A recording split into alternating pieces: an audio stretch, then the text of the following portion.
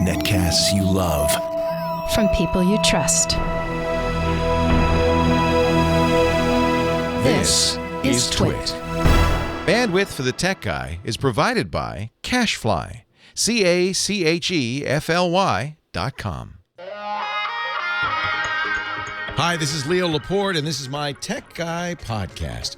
This show originally aired on the Premier Radio Networks on Sunday, September 8th, 2013. This is episode 1012. Enjoy.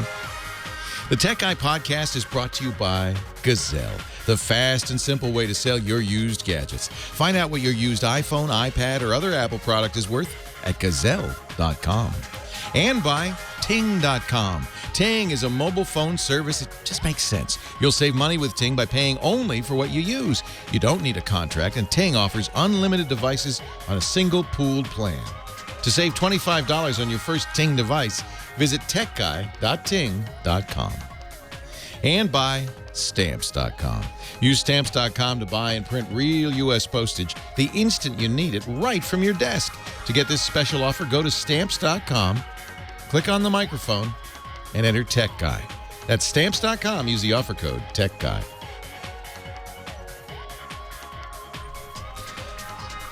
Well, hey, how are you today? Leo Laporte here, the Tech Guy, and it's time to talk about computers and cell phones and the internet, home theater. Our digital photographer, Chris Marquardt, will do some myth-busting today. We're going to have a great day at 8888 Ask Leo. Glad you're here. 888-827-5536. That's the number. Toll-free from anywhere in the U.S. or Canada. You'll be calling Heather and the phone ranger, and we'll get you on the air here. If you're outside the U.S. or Canada, you can also use Skype to call us. And what's nice about Skype is now you know that Microsoft and the NSA will also be listening to the call. So the NSA is very good about computer support. So you can just, while you're on the Skype call, just ask the question out loud. Maybe some NSA technician will just chime in. Oh, yeah, you're definitely, you need to reboot and reinstall Windows. They have. It's funny because, and I've pushed people towards these in the past, on the NSA website, they have excellent guides to securing Windows and Macintosh. They're very sophisticated, computer users, the National Security Administration. They have two missions. One is to protect us, of course, against terrorism overseas and so forth, but the other is to make sure that we are cyber secure. So this is why it's a little frustrating that they've been spending apparently $250 million a year to subvert our encryption, subvert the National Institute of Standards and Technology, NIST, which sets the standards for military encryption and government encryption, and subvert, they don't say exactly which, but a major internet telephony and messaging program, which everybody pretty much agrees is Skype.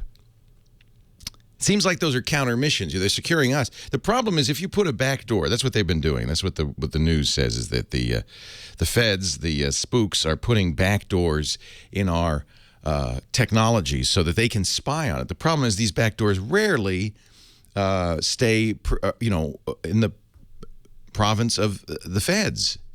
The bad guys get them too. If back door is it means there's a hole. And so they're actually working against themselves, I guess. That's encouraging, isn't it? Let's talk about something nicer. What do you say? This is Christmas Eve for geeks. You know that. Oh, right. Day after tomorrow, on Tuesday, Apple will announce a new something. Mm-hmm. Okay. We don't really care what. Anything new from Apple. How do we we'll usually observe that? Well, we like to dress in green. I don't know. And we're going to open champagne. Yeah, we stay up late on Monday night hoping that Santa Jobs comes and delivers us something wonderful in the morning. Do we hang something by the something? Yeah, sure. Hang an iPhone sock, an iPod sock by, they make those, right? They made them. I remember going to an event. In fact, the last event I was at this place that they're going to have the event on Tuesday, the Apple Town Hall on Apple's Cupertino, California campus. The last event I went to was the big announcement of iPod socks and the Apple Hi-Fi, both of which have, I think, long gone. They might still make the socks. We were very disappointed. Imagine, Geek Christmas Eve, you go to the beautiful Apple campus, all excited, all at Twitter, with their eyes bugged out and cherry cheeks like sugar plum fairies or whatever it is. And you get there and they announce socks. That's like getting socks for Christmas.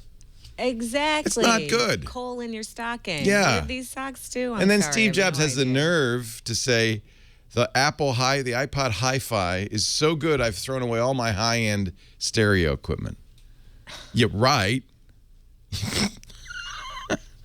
That's the last time I went to an event there. Well, anyway, there's going to be one there. It's not very big, but 150 journalists can get in there. So it's tiny. So only the elite creme de la creme, the tame Apple press corps, as I like to call them, will be there. Those who will cheer and yell no matter what Apple announces. And probably, we're pretty sure new iPhones will be announced, the 5S and the 5C.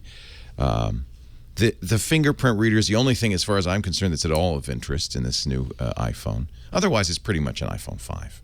A little faster, a little prettier. It's got the iOS 7. Maybe a better camera. That's a possibility. But really, the thing everybody's focused on is the fingerprint reader. And we've just got to hold off before we jump up into our seats and cheer to see a few things. First of all, how well it works. We've seen fingerprint readers before that have been unreliable. Very unreliable. Did you see the Mythbusters segment where they make Play-Doh thumbs? It worked. Apple bought last year for many billions of dollars a fingerprint reading company called Authentic that made the fingerprint readers in many computers, which we, by the way, were later learned were compromised, that these were these were flawed, that they stored the passwords on the hard drive in an unencrypted fashion accessible to anybody. Nice. I'm sure they fixed that by now. I think before we jump up and down and say, ooh, a fingerprint reader in my phone, by the way, not the first. Samsung Atrix, wasn't the Samsung, or who made the Atrix? Motorola? The Atrix had one, I remember that. Didn't work that well. Really, the question is it gonna work well? And then if it does work reliably, because if it doesn't work reliably, then they have to say things like, oh, can't read your fingerprint, we'll just enter your PIN. And then it's no different than anything else.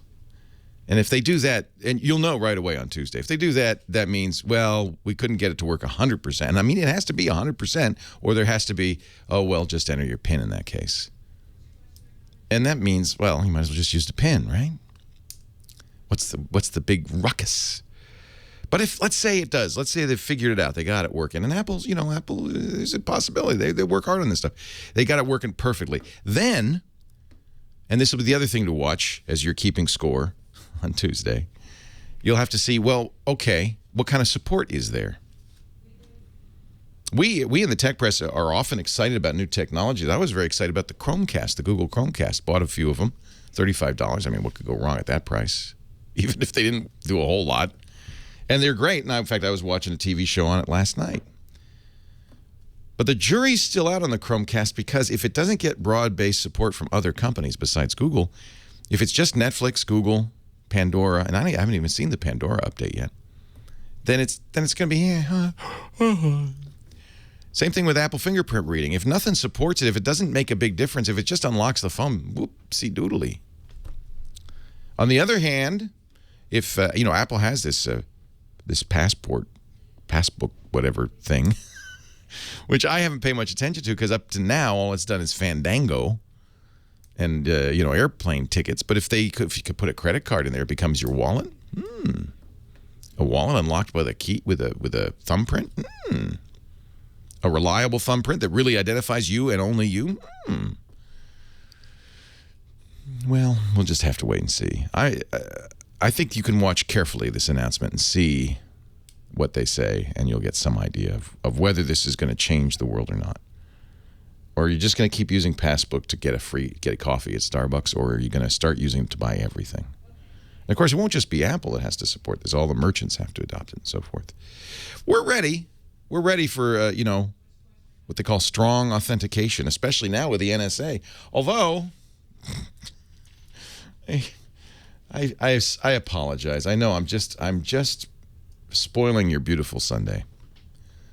But I do have to point out that the latest story is that the NSA can tap user data on the iPhone. This is from the German newspaper Spiegel, Der Spiegel. can tap user data on the iPhone, devices using Android and BlackBerry.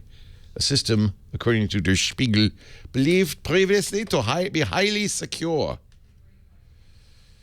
So if the NSA, according to documents from the NSA, can just, see whatever's going on your iPhone, I don't think a fingerprint reader is going to make a huge difference.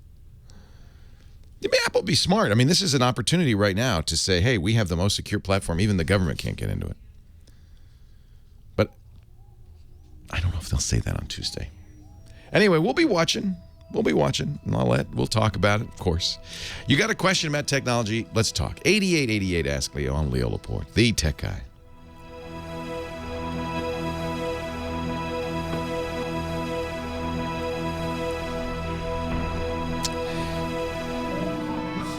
Yeah. Leo, you are not a national security expert. You're just a computer expert. Hey, we all love Zip it. computers, but sometimes they don't. Especially when they crash.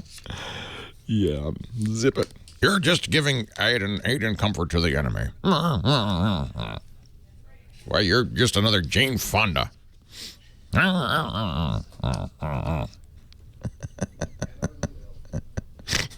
Why are my pants undone? Wait a minute. When do you see that I don't see? My pants are not undone. They're completely... Let me just check. Yes, everything's fine. I have built-in suspenders. Even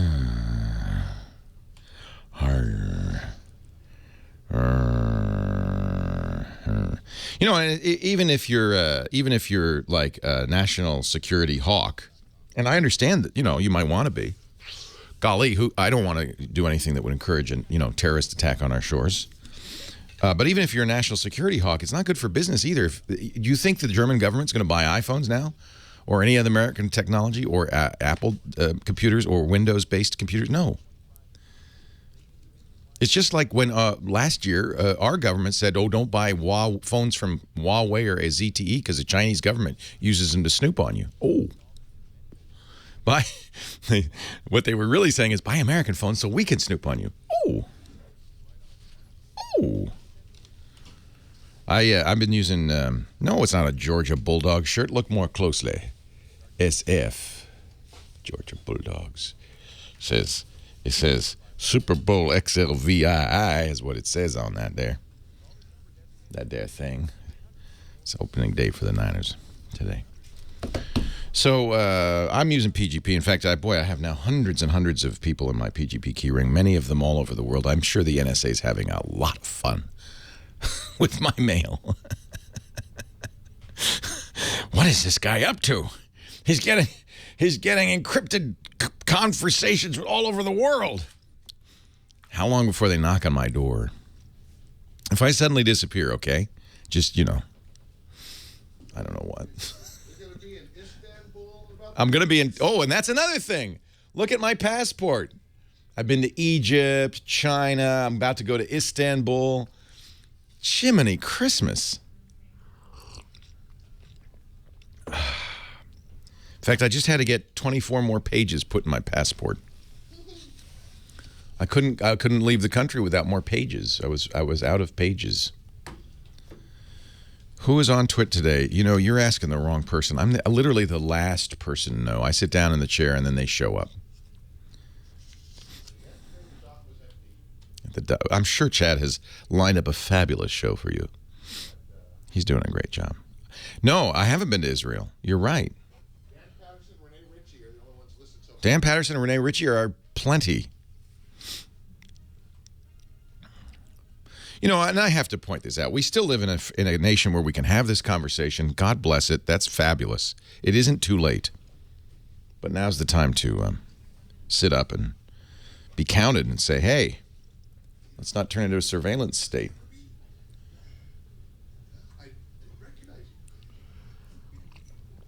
I don't think anybody's listening. If you like the NFL, it's too late. I'm losing you. I've lost you. The OMD. Yes, I'm taking the OMD to on my trip. Love the OMD. Highly recommend it. Although an NEX, Sony NEX would be a good alternative. I can never interrupt Eric Clapton. I just can't. Leo Laporte, the tech guy, 8888. Ask Leo's the number, 888-827-5536. We have, and I really always forget to mention this. I should always mention it right at the beginning of the show. A fabulous chat room full of all sorts of interesting people. We keep it clean so you could go in there and not have fear of being flamed or anything, because we have lots of great moderators. But you're all invited, and it's a great way to kind of participate in the show from behind the scenes. And I thank our moderators. Wow, there's more of them all the time. Dan and Brad and Canuck and Cheeto and CWBP and Houdini 7 and Inferno 10, Leggett, Life's a Zoom, Marmot, Mick, Nightflower, Rubicant, Scooter X, Sly Ferret, Tech Zen, and TTK. Holy cow. And Theater Monkey. You're Theater Monkey? Why aren't you in there moderating? Get in there. One of our mods on vacation. Nice to see you. That's great. Welcome. So if you want to visit the chat, all you got to do is go to the website, techguylabs.com, and click the link there, and you can get in there and participate. And one of the great things about being a member of the chat room is, for me, is we have so many smart people in there. As I'm taking calls, I often say, I don't know. What does the chat room say? And there's usually, there's 700 people in there right now. So there's usually somebody in there who can help us. So think of this as really not just you calling me to ask a question, but we're a group of people ready, a brain trust, ready and willing to make your technology experience better. The phone ranger, Heather Hammond, is the front line of that brain trust. She's at the point. You're taking point today. Who should I talk to first? It was a good little football analogy, huh? Well, actually, it's a battle analogy. You're in the front of the front of the division as we head over the hill and into tech land. Okay, well, let's talk to Juan in Sherman Oaks. Oh, all right. Juan. It sounded like you'd pick that one out of a hat. I did kind of what you do. Like, what does that line say? What does that say? Who are, we've got this great call screening stuff from Telos, the VX. But we've said it, and I think you can change this, but we've said it to be very tiny print. And I have to just squint at it. Yes. I don't know how you read that at all. Well, you have like a computer screen, right? Yeah. Yeah, I'm reading on the phone. Way more normal. I kind of enjoy it. I never know what I'm going to see. Magnifying glass. I have one. Hey, Juan, Leo Laporte, the tech guy. Welcome to the show. Hi, Leo. Listen, I was wondering if you could suggest a specific HD camcorder model for me in the $500 range, maybe. And well, I'm a fan of Consumer Reports. The last time these guys ran an analysis on these things was way back in December 2011. So technology, that's a lifetime ago, isn't it? Yeah, exactly. So you're my only hope here. Well, I think part of the reason we don't pay as much attention as we used to camcorders is people aren't. I think that category is starting to wither away, much like standalone GPSs. Yeah, that's what I figured. Because you got SLRs, even point and shoots shoot HD video very competently nowadays. Yeah. So a lot of people just don't find the need for a standalone camcorder. Uh-huh. But there are reasons you might, for instance, if you're recording speeches, long events, sermons, that kind of thing, SLR or digital camera is not going to be a good choice for that. Right. Yeah, I don't want to, just carry along this bulky thing, and it's awkward for me. I want something that is dedicated and specifically for that, and I just have a newborn, so yeah, you do want video. Yeah. The most cherished video I have is of my son, now 18 in college, reading to me for the first time when he was, I don't know, what is that? That's first grade, something like that. Yeah. And he... I recorded it I on an Olympus still camera that was one of the first ones I ever had that had video. And so it's just chance that I have this 15-second clip, but I'm so grateful that I do. So it's nowadays it'd probably be on a smartphone. But anyway, I'm going to help you, even though thank you. Not many people buy these anymore. Yeah. What we use in our studio are Canon Vixias.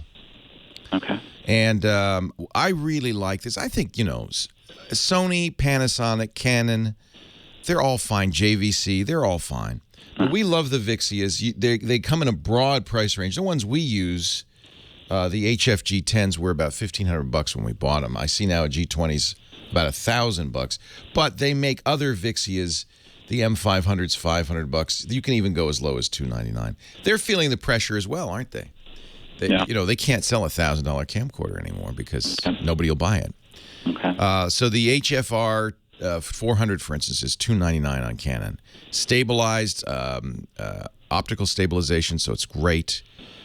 Great HD quality. These are fine, and they record to SD cards, so you just pop them out and put them in your computer. Which one was that model you mentioned? That's the HFR 400. R400. Okay. But I think our new standard when we upgrade is G20s, right? Yeah. We used to use the G10s. I mean, those are the cameras we use. If you want to see what they look like, you can download any of our videos of this show or any of our shows at twit.tv, or even watch live. Although live isn't as high quality as it could be because it's streaming. These are as good as any studio camera we've ever used. Okay. The issue with digital in general, though, is that low light performance is not great. And unfortunately, when you've got a baby, you're not going to shine bright cleat lights to his eyes. Yeah. All right, has the baby arrived, or are you? Yeah. She's what, a couple of months old now. Oh, isn't that great? I bet you still use, admitting that it's not as good as a pro thing, but I bet you still use your camera phone for video and pictures more than anything because it's there. Yeah, it's just I'm not a fan of a camera phone quality. All right. Yeah, yeah, you're a quality fanatic. Yeah. Yeah. Now, of course, John, who's my studio manager and a total geek, is pointing at his glasses, saying, Google Glass, Google Glass. You can't buy it right now. But the rumor is you'll be able to buy that next year. Too late for this round, but maybe for the next baby. And one of the advantages of Google Glass, I have to say, again, camera phone quality. So, since you're a quality nut, you're not going to want this. But the advantage of it is you're wearing them on your face. So you get the best baby pictures because the baby's not looking at the camera. The baby's looking at you. And the camera just happens to be over your right eyebrow. So I have seen, my friend Gina Trapani, who has Google Glass, she's one of our hosts, just had a baby. And the best baby pictures ever, because what the pictures are of the baby looking lovingly into her mother's eyes. And that's a really remarkable picture. So, and glass is nice because it's out of the way. Now, it's way too early. I'm not going to recommend these. First of all, you can't get them. And even if you could get them next year at $300, I probably still wouldn't recommend it. But the point is that the future is that perhaps we don't even use cameras at all, but we have some sort of wearable technology that allows us to take pictures and video of whatever's going on in our life. I have to say, the quality of that picture of Henry reading to me for the first time, he had literally just learned to read, isn't the best quality. It's, it's 640 by 480. Doesn't matter. I hear his voice, I see the picture, it's highly precious. That's the key, the camera you have. Leo Laporte, the tech guy.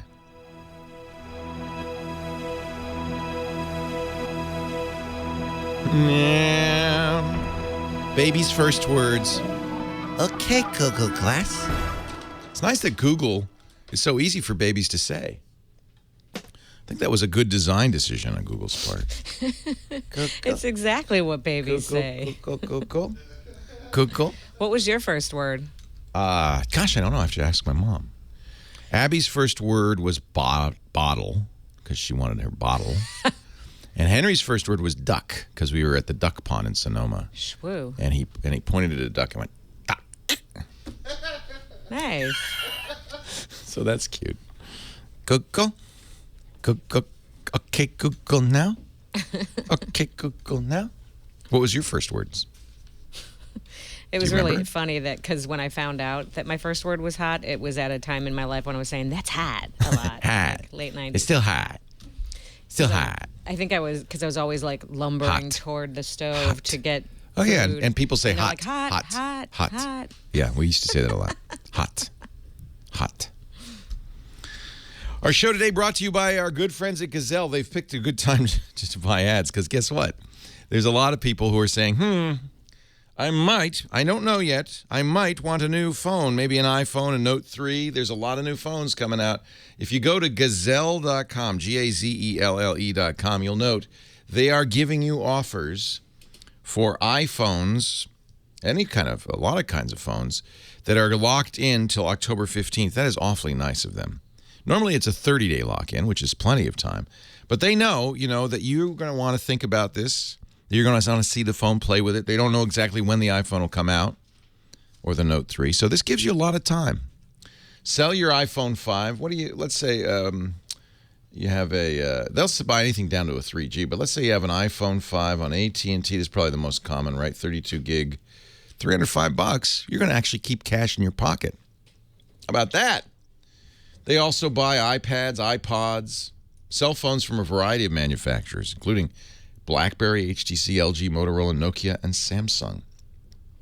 A broad range of tablets, too. They'll buy Surface, Microsoft Surface, Samsung, Google's. If you have an old Nexus 7, trade it in for the new one.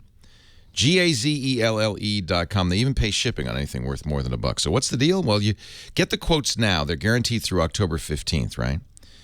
And then when you're ready to sell, they'll send you a box. You pile it in the box. They pay the shipping. You get paid fast by check, PayPal, or if you're an Amazon person, which I am, do the Amazon gift card, and you can get 5% more. Offer's good for, normally 30 days now through October 15th. Gazelle even wipes your data for free.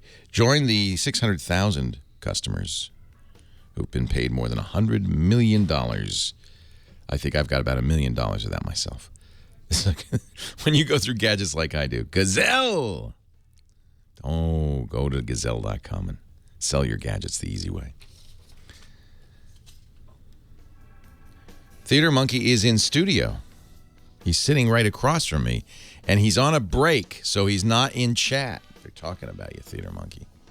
He's not in chat. He's taking it easy.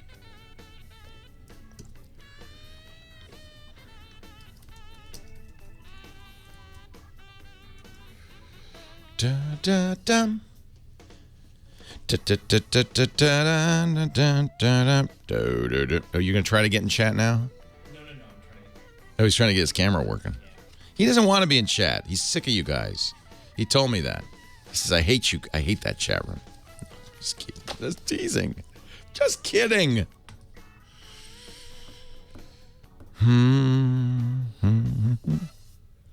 Let's see what the monkey looks like. Oh, yeah, well, I'll get him over here and you can see him. He's a good-looking fella. You know what he looks like? The guy in 300. This is Sparta. Yeah, he's ripped. Oh, come on now. now Heather wants to see him. Thank you, sir. He's got legs. Leo Laporte, the tech guy.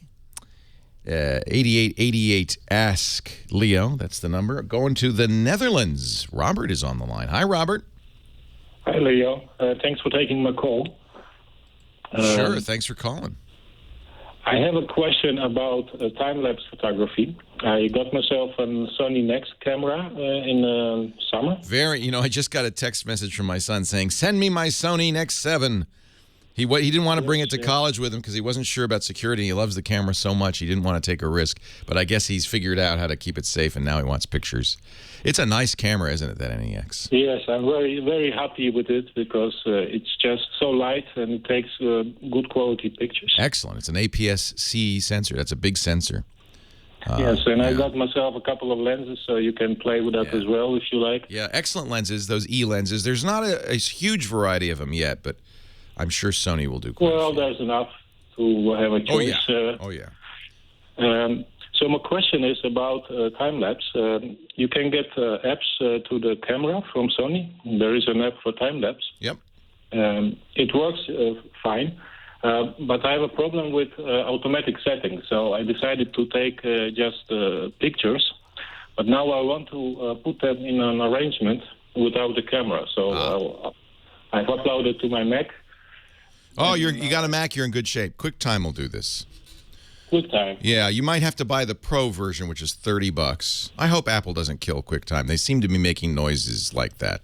QuickTime X, QuickTime 10, is not nearly as capable.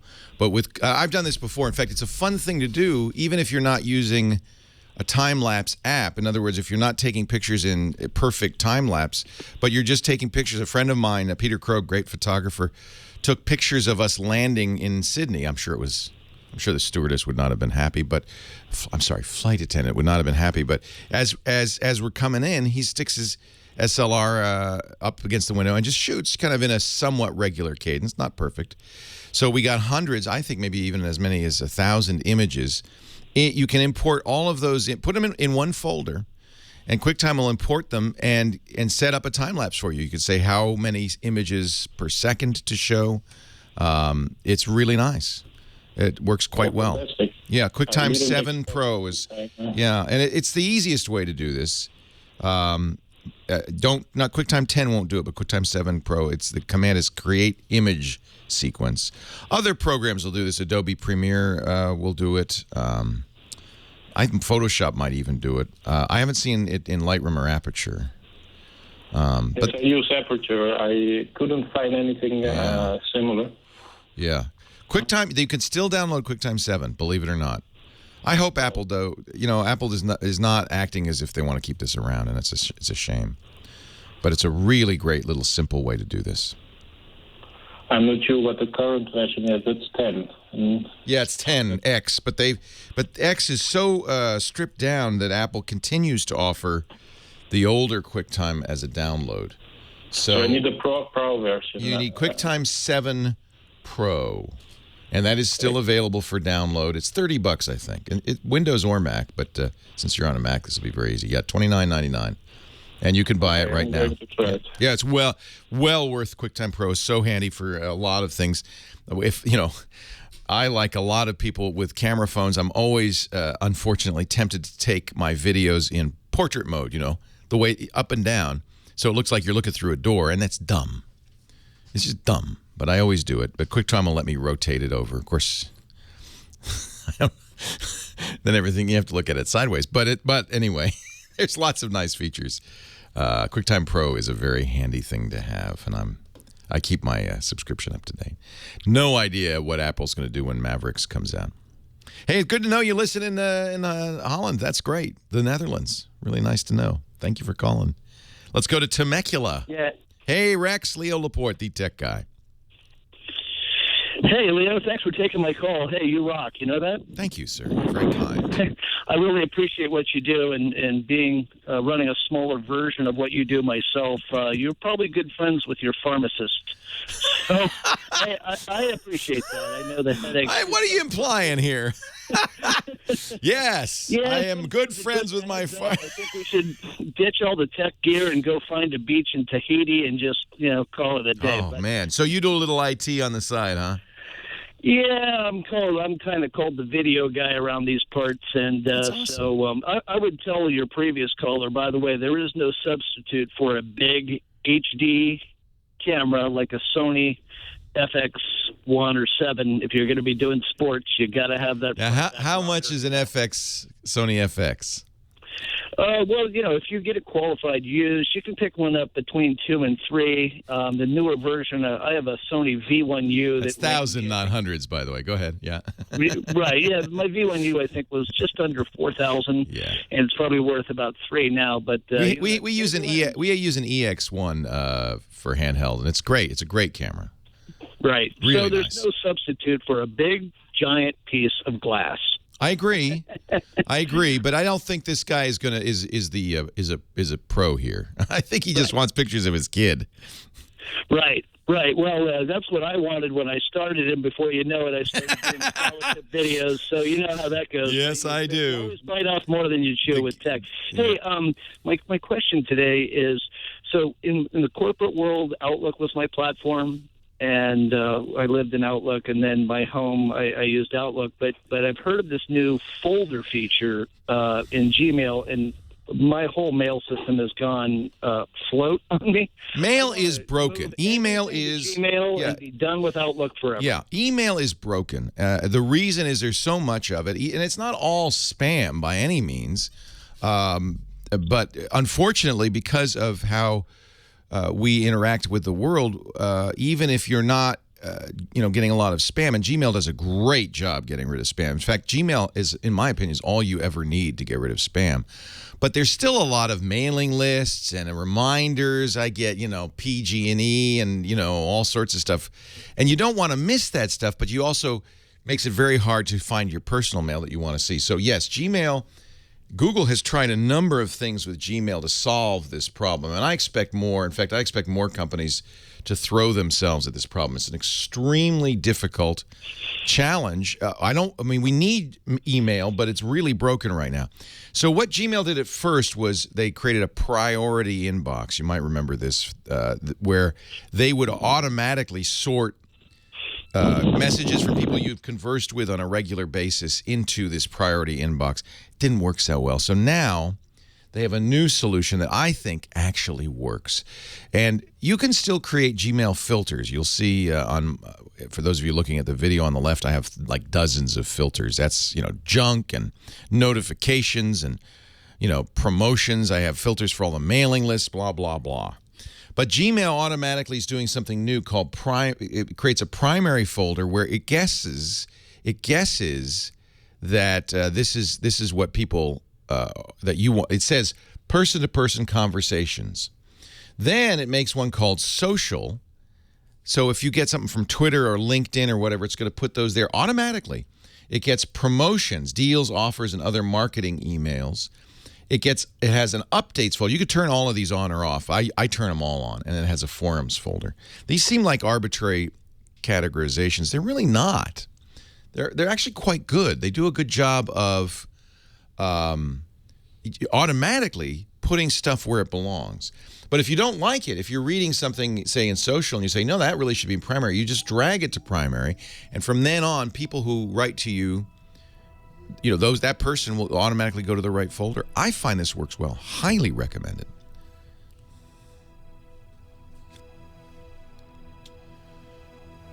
It's kind of turned me back on to Gmail, frankly.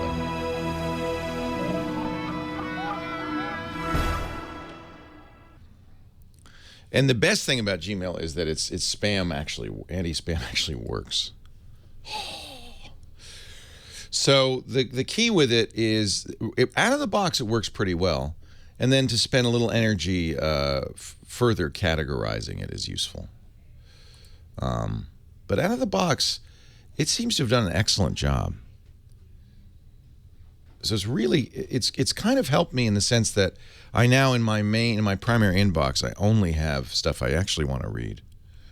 Ready for some lunch? I'm ready for lunch. Is it lunch time? It's the time when I normally ask you for Yeah, I'd like lunch. Let me see what we've got here. Marquardt. Yeah, there's that nice Audi A8. Look at that. I didn't get the diesel, though. I hear it's good, but there's nothing like a gas engine. I would like, this is September 8th, I would like a large chicken noodle. Large? Yeah. Got it, son. Let me go crazy. Let me knock myself out. It's too hot for soup. It's going to be a 99-degree day.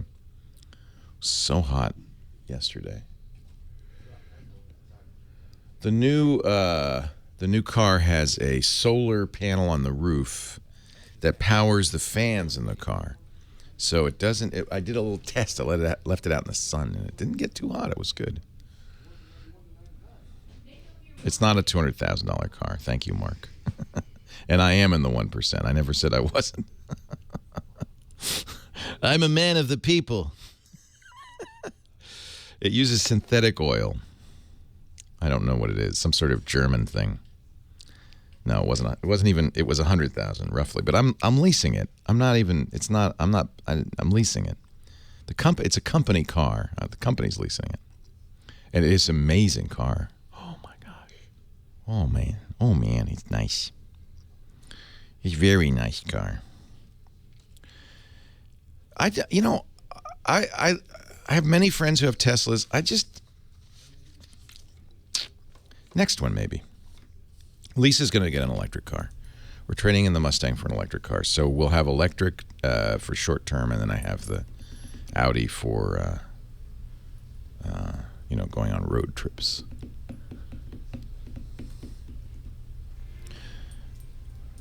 of course, Heather drives a beautiful BMW my convertible. God.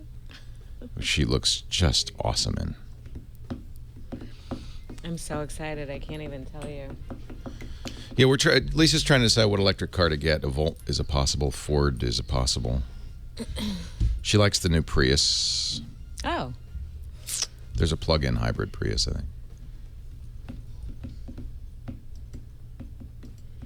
It's funny to go to my parents' house now and see this car plugged in the garage. They have an electric? What do they have?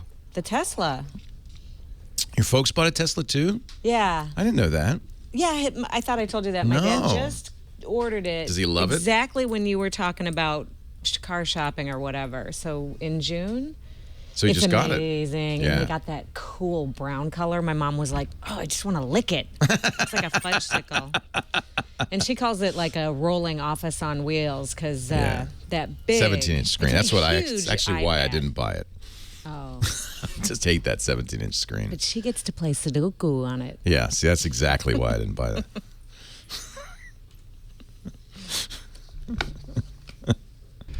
Leo Laporte, the tech guy.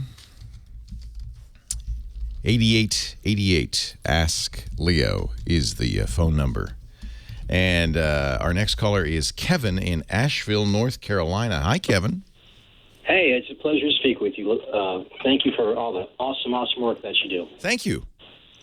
The reason I'm calling, the word got out in my family that I'm a little bit of a geek, and one of my in-laws passed me a computer she's having issues with. It's an old Sony Vaio PCB RX 550 running the classic Pentium 4 processor. Oh, my God. Yeah, it still has the original OS it came with, which is, of course, Windows XP. Is this one of those purple Vios? No, it's kind of a grayish looking thing. It's got a FireWire connector on the back. I don't know if it's made to be in a media box or what, but it's one of those where when she hits a button on the keyboard, you wait about 5 or 10 minutes, something may happen, something may not. So a Pentium 4 was fine when they came out, 10 years ago. And she's running XP, of course. Of course. Yeah. And so there's a couple of issues of this. First of all, XP is hitting its end of life in April. That means there will be no more security updates for it, which is a bit of a concern. A Pentium 4 is awfully old, too. Now, if you only did the things that you could do when that computer came out, in other words, if you didn't install anything new, you didn't go on the internet, it'd be fine. But the problem is people always want to do the latest, greatest stuff on the oldest, worstest hardware. Exactly, and I can't even find a low-power Linux distro that would do anything with this. I'm wondering, it's only got 256 megs of memory in it. Would it do me any good to try and track down the kind of memory this thing takes and add a little bit more to it, or would that be just... Well, it's pretty hard. It's pretty hard to do anything, even in Linux, with 256 megs of memory. Isn't that funny? I remember when 8 megs of memory was like the height of luxury. I walked into a computer store back when they had such things. I think it was an Egghead. And I remember hearing the salesman say, oh, yeah, what your ideal would be to have 8 megs of memory, because then you have 2 megs for the operating system, 2 megs for a RAM disk, 2 megs of cache, and 2 megs for the programs, and you're golden. That's megs, not gigs. Those days are gone.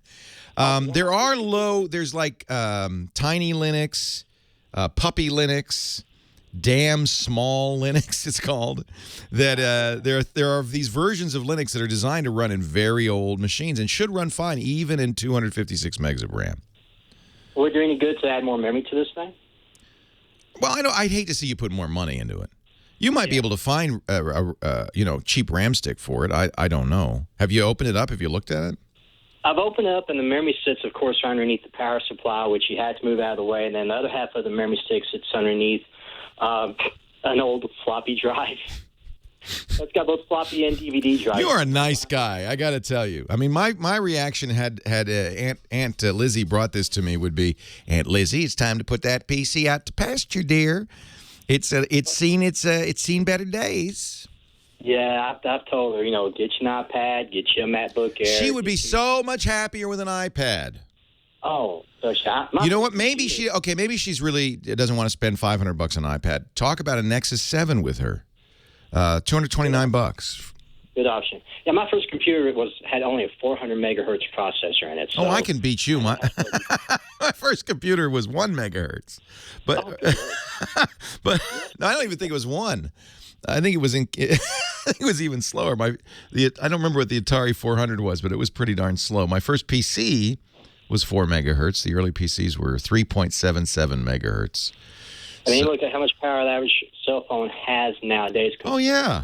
I'm looking, most cell phones now are quad-core, multi-gigahertz, 1.7 gigahertz processors. Gigahertz, billion hertz processors. There are 4 of them, and they have 2 gigs of memory. So a smartphone would be faster than this Vio. I'm a bit of a geek, nowhere near on the level that you are. I aspire to be there one day. But this doesn't need a geek. I think this needs a miracle worker. Yeah. Linux is a good choice. Look at DSL. I hate to say it, darn small Linux. Darn small Linux or puppy Linux. These are very lightweight Linuxes designed for old machines. Yeah, I'm familiar with Linux. That's all I use in my home system. But I wasn't sure if it'd even be worth the trouble of trying to... Well, you know what's funny? It would run well, and she would be very secure. She would be very secure, and if she can get anything done on it, then more power to her. I'd convince her to get a Nexus 7 or if you could get probably $500 out of her. Especially with the new iPads coming, the old ones will probably drop in price. That would be a very good choice. You'd be surprised. And the modern Nexus tablet is the best form of Linux out there right now. It's beautiful. It's something modern. It's elegant, beautiful screen. She'd go, wow, this is fast. She might be kind of tied to the idea of a keyboard. I don't know. That's the big thing you give up on tablets. Okay. And you can all of these Linuxes we're talking about. You know this probably. You can get a what they call a live CD that you put it on and run it. Actually, I don't know. Does that machine have a CD player? It does. It actually has a CD and DVD drive, which I was very shocked to see on here. Yeah, I wonder if it can boot to them. If it can boot to them, I would get a live CD and just run it and see what happens. In fact, I'm watching you on my big screen through a live Linux distro right now, and it looks beautiful. You rock. Well, I'm so glad to talk to you. You are a geek, Kevin. I give you the geek seal of approval. Boom. Well, thank you, sir. Thank you for calling. I appreciate it. Let's go to Idlewild, California. Hi, Eric. Leo Laporte, the tech guy. Hey, Leo. How are you? I'm well. How are you? Excellent. I'm really curious about software to hide my IP address. I'm wondering if the free downloads are any good or... Well, let me talk about what's going on here. Each and every computer on the internet has a unique address, just like a phone number. Every phone on the phone network worldwide, right? With 7, 8 billion people in the world, everybody has a unique phone number. You have to, otherwise you dial a number and you wouldn't know who you're going to get. So every computer has a unique number. Now, in your home network, you could say every network has its own number. Once you get in the home network, your router, that's what you use a router for. It has one address, but it figures out which computer is using the internet. So that's a kind of an exception, but it's not really. Every single person has to have a unique one and only IP address. And websites, when you visit them, they log that. They keep track of that. It's because otherwise they can't have a conversation with you. When you go to a website and you request a page, it sees your IP address and it sends it to that IP address. Otherwise, how would it send it back to you? You need to have a return address, right? So there are techniques that allow you to hide your IP address, but it depends who you want to hide it from, right? Yes. And I'm not just talking about your internet service provider. They know your IP address. I'm not just talking about the website you're going to. I'm talking about the NSA, and others. So I understand your desire for privacy, but the ways to do it are really limiting. The most common way, what we're trying to do is anonymize. Most common way is with the Tor network. So go read about TOR, the onion router. It'll slow you down a lot, but it does anonymize you for everybody except the NSA.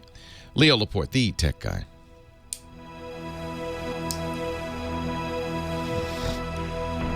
Tor has unfortunately been cracked.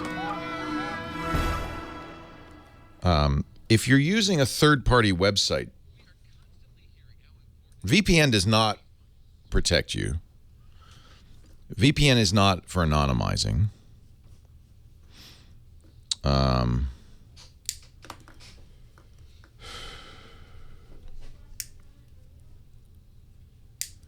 Anonymous.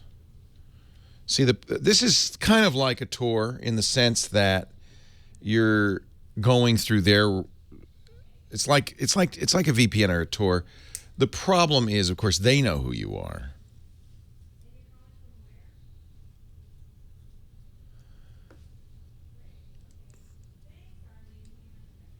I think it's foolish to try to hide your IP address. It's pretty much not something you can do. We'll talk about it when we come back. We don't allow VPNs on the. We don't. Yes, that's correct, Debug One. The reason we don't allow anonymizing techniques on the chat room is because hackers, bad guys, and script kiddies use it to attack us.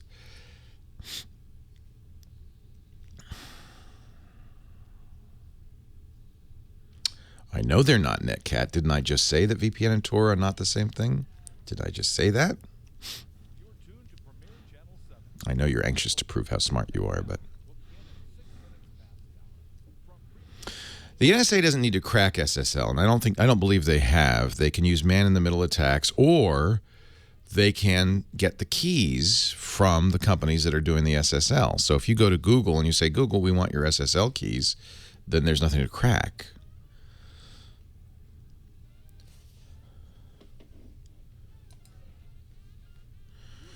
Your VPN, I don't know. So Steve's going to do a whole. He was on yesterday with a quick story, but he's going to do a whole thing on Wednesday about what the NSA can and cannot do. And basically, open source strong encryption still is good. The Tor thing, they got Tor keys. Well, let's look at the story because I actually haven't read it. I've just read the headline. This is from Ars Technica, Dan Gooden, who's very good and not a headline grabber. Thank you. You're very welcome. This is speculation. 76% of the connections he polled used Diffie-Hellman 1024-bit. It's not a lot. Oh, I see what he's saying. He's merely saying these keys aren't super secure, super strong. So the NSA could, in theory, have a quantum computer aimed at you. They'd have to really work hard. So they're using older encrypto on most of these.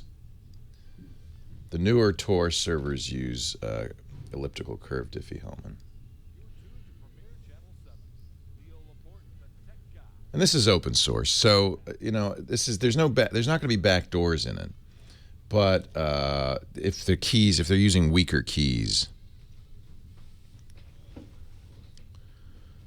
I wouldn't worry about it. It's not cracked. Now that I read it, it's not something that's to be concerned. The real problem with Tor is that they can subpoena the ends, and do. I think you can make a strong case. This is something worthy of the No Agenda show.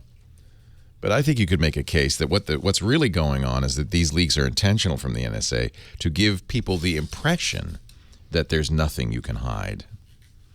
Certainly it would be in the NSA's interest, and a lot cheaper than actually doing it, to make people think their encryption is not secure.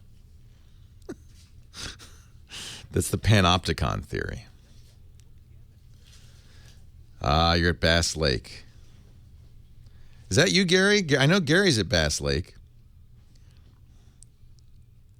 Yeah, and yes, certainly the NSA could be either have tame Tor servers or running their own Tor nodes. Absolutely. But that's like a needle in a haystack. I'll take Richard next. You got it.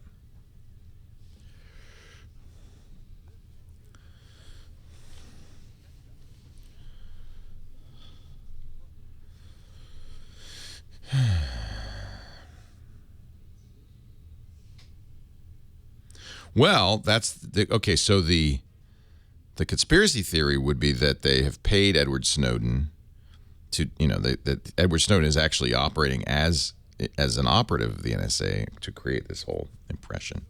It's a head fake. That's the no agenda position. I don't know if it's true. Richard, yeah, that is not true. I wish it were true.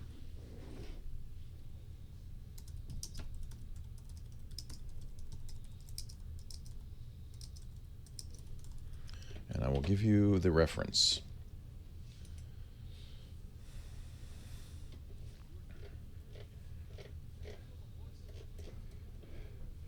It's from the ABC News.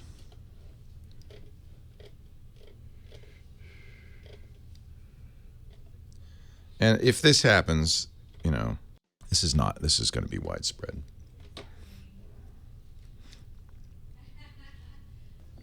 Absolutely support Snowden. He's done us all a great service. Unless you believe the conspiracy theory.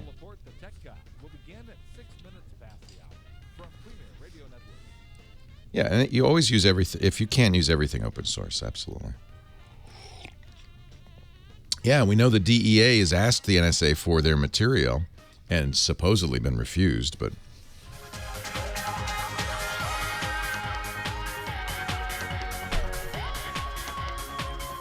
Well, hey, how are you today? Leo Laporte here. Hour 2 of the Tech Guy Show.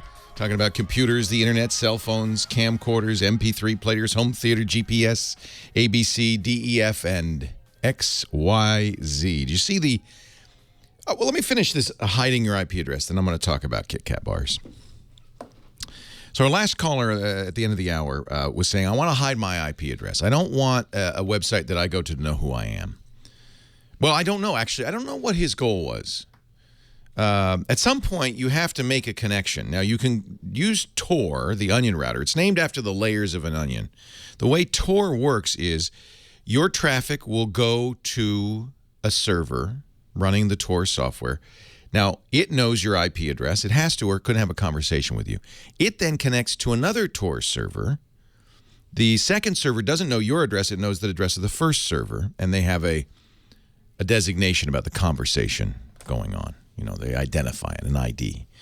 That second server passes it on to a third, which doesn't know the first server or yours, just knows the second, and on and on and on. 8 layers of protection, 20 layers of protection. It can go on as ad infinitum. Then it exits out onto the internet on the last end, the last node of Tor. And the only IP address that the site you're visiting sees is that last end. It then has a conversation with the last end. The last end passes it back down the line one by one to you. And the theory being there's so many layers here that it's impossible for anybody to unravel them and figure out who's talking to whom. But of course the layers slow everything down. And it's a successful anonymizing technology. I've looked at the researcher who claims that the NSA could in theory crack it. Perhaps they could. In practice, no. It's a good way to anonymize yourself. It's not something you're going to want to do all the time. And it's used, and I think quite sensibly, by dissidents, people in China, for instance, who don't want the Chinese government to know what they're up to.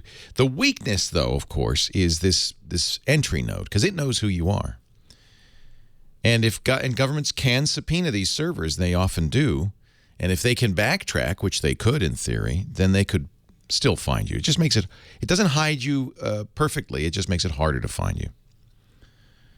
A VPN does not do that at all. If you use a virtual private network, you will emerge onto the internet with the IP address of the virtual private network. But of course, that's a single node, and a subpoena to that single node will tell the government everything they want to know about what you've been up to. Just as your ISP knows everything you're up to anyway. So don't worry about it, in other words. Hiding your IP address is, in most cases, not something that's worth the energy to do. What I do think is worthwhile is using encryption on your email, and not which I do. Whenever somebody sends me a note saying I'd like to have private conversations with you, I add their encryption key to my keychain, and then every time we talk, however innocuous the conversation, it's sealed away from prying eyes. Only the recipient and I can see what we're talking about. And I'm doing that right now with hundreds of people all over the world, which means I'm probably a target for the NSA. They've even said, If we catch you using encryption or Tor, we're going to presume you're not that you're not a U.S. citizen. You know, they're not supposed to spy on U.S. citizens. We're going to presume, because we can't be sure that you're so we're just going to save it all. Which is why I think we should all use encryption. Let's just all do it. It's none of their business what I'm talking about. Of course it's innocuous. None of their business. None at all. Let's talk about KitKat bars. Much more appealing. Google has decided to name the next version of Android not key lime pie. You know, they're all desserts. Going back to cupcake, donut, eclair. It's letters of the alphabet. A and B were robots, so we don't worry about them. It was Astro and Bender were A and B. Because Android is a robot. It's an Android, right? But then by the time they went public, they decided, no, we shouldn't name them after robots. Because we're going to run out. Let's name them after desserts. There's an infinite supply of those. So C was cupcake, D was donut, E was eclair, F was froyo, G was gingerbread, H was honeycomb, I, ice cream sandwich, J, the current one, jelly bean. We all thought K would be key lime pie, but no. Apparently Google's made a deal with Hershey. Actually with Nestle, which owns Hershey owns KitKats in the U.S., but Nestle owns the rights. Made a deal with Nestle to call it KitKat. It's an advertisement. I guess you shouldn't be surprised when at Google, which is the biggest advertising agency in the world, uses advertising, they said no money exchanged hands. Oh, come on. Maybe not literally, like nobody gave them a dollar bill, but KitKat's going to release specially marked Android versions of their KitKat bar inside a coupon for Google Play Store or free phones. Yeah, no money changed hands, sure. Yeah, Nestle's just doing it for fun. It's just fun. Just good, clean fun. Come on, Google. You don't have to lie to us. Of course, some value has exchanged hands. It may not be greenback dollars, but some value is exchanged at this. And that's fine, I guess. I feel like open source projects with Android shouldn't have commercials in them. But that's just my opinion. It's memorable. They built a giant KitKat statue on the Google lawn that looks good enough to eat. 8888 Ask Leo. That's the phone number. We could talk about Android. We could talk about iPhone. There's a new one coming. We could talk. I'll tell you what. People ask me, what's your favorite phone right now? And I put my money where my mouth is because I buy these phones. When I was a BlackBerry guy until the iPhone came out. For several years, iPhone. Right up to the iPhone 4S, I think. Then I kind of got, Android got better and better. I've tried all the Android phones, but they finally got good enough. I started using Android phones. And loved the Nexus 1, one of the great phones of all time. I can't go back to the iPhone, to be honest. Galaxy Note 2, loved that big size. HTC One, most recently, but now I've converted. I purchased a Moto X. I don't know what it is. It's a cute little phone. There's just something about it. The way it works, the way I hold it in my hand, I just love it. But every phone is different, so you can ask me what you should get because it's different for everybody. Dylan in Anchorage, Alaska. Leo Laporte, the tech guy. Hi, Dylan. Hey, man. How you doing today? I'm doing great. Hey, I just wanted to say, I love your show. I listen to it as much as I can. Thank you. And I had a question about Google Glass. Yes, sir. Those are the glasses. Well, they're not really glasses. The glasses frames. Yeah. Yeah. And up here, we're notorious for losing service. Yeah. And I was wondering how the network would connect to the glasses out. And it uses it. You can't use glass without an Android phone. At least you can't connect to the internet without an Android phone. And glass without the internet is like a day without sunshine. Right? That's that's what I'm thinking. You can still take pictures and take video, but you're not, you can't do anything with it, and it'll store a limited amount. So what you use is you'll have a phone in your pocket, an Android device. It uses Bluetooth dial-up networking to connect with it, and then the phone's connectivity is what connects you to the internet. And you need the internet for things like when you have glass on, you say, "Okay, glass," it wakes up, and say, "Take a picture." All of that will work without the internet. But then if you want to post the picture or look at Google Now cards, that kind of stuff, you do need the internet. So, like, if the internet went out, like, if I wasn't in range with my phone, like, the glasses wouldn't work? It'd work. You could take pictures, but you wouldn't be online. You couldn't do navigation. You couldn't. The same stuff you can't. You can use your smartphone without the internet, without even a connection. Those kinds of things, like taking pictures, will work, but you just can't upload them. You can't navigate, things like that. And, of course, glass, remember, now, you're not being... This may all change because you can't buy glass right now. It won't be out for a while. So this may all change, but the current state, that's the way it is. Leo Laporte, the tech guy.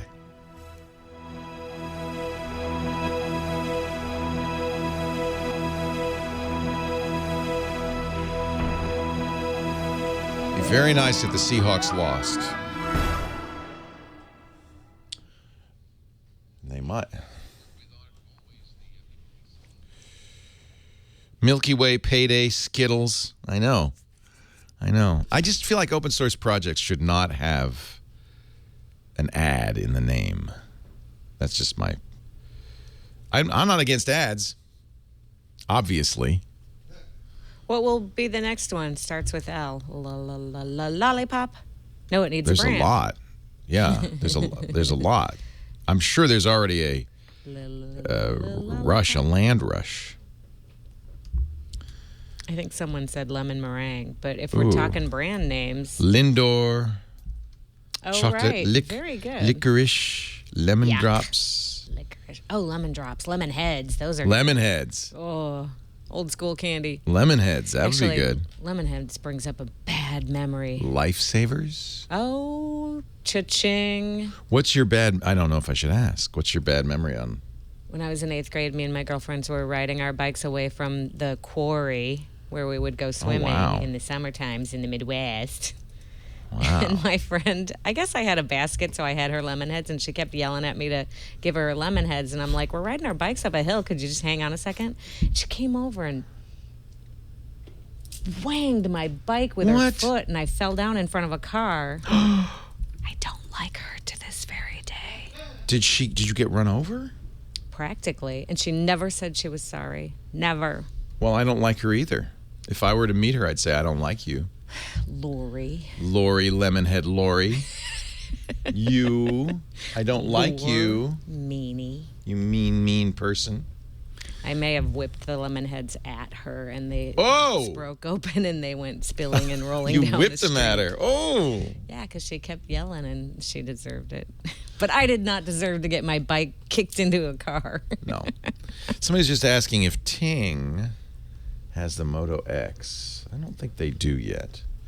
They have the S3, the S4, the HTC One, the HTC 8X, so you can use Windows Phone, Galaxy Nexus. You can bring eligible Sprint devices over. If it's an inactive Sprint device, not an iPhone or a BlackBerry, yeah, I bet you could. You'd have to buy it, but it wouldn't be economical because you'd have to buy it through Sprint. And then, let me tell you about Ting. Ting is there's one of our advertisers. I love Ting. If you go to techguy.ting.com, you can save $25 on your first Ting device. The idea of Ting is they resell Sprint service, but there's no contracts. There's no early termination fees. There's no bundling. You pay for what you use and no more. In fact, they bill you at the end of the month for how much you've used, which is awesome. So, I mean, you can go here and look at the rate plans and see what the costs would be. Like here, you can have as many phones as you want on a single plan. So let's say 4 phones, 1,000 minutes, 2,000 text messages, 3 gigabytes of data, $110 for a family of 4 a month, not each, total. I bet you that saves money. You can have as many phones as you want on a single pooled plan. You have a great dashboard that lets you know exactly, what's going on with your Ting account. We love Ting. And no-hold customer support. If you call them during regular business hours, a real person empowered to help you will pick up the phone. Give it a try. techguy.ting.com to save $25 on your first Ting device. Read up on it. I think you'll agree. It is the way cell service ought to be. techguy.ting.com. Leo Laporte, the tech guy. 8888 Ask Leo. That's the number. Richard next. Oxnard. Hi, Richard. Hi, how are you doing? I'm great. Welcome to the show. Thank you.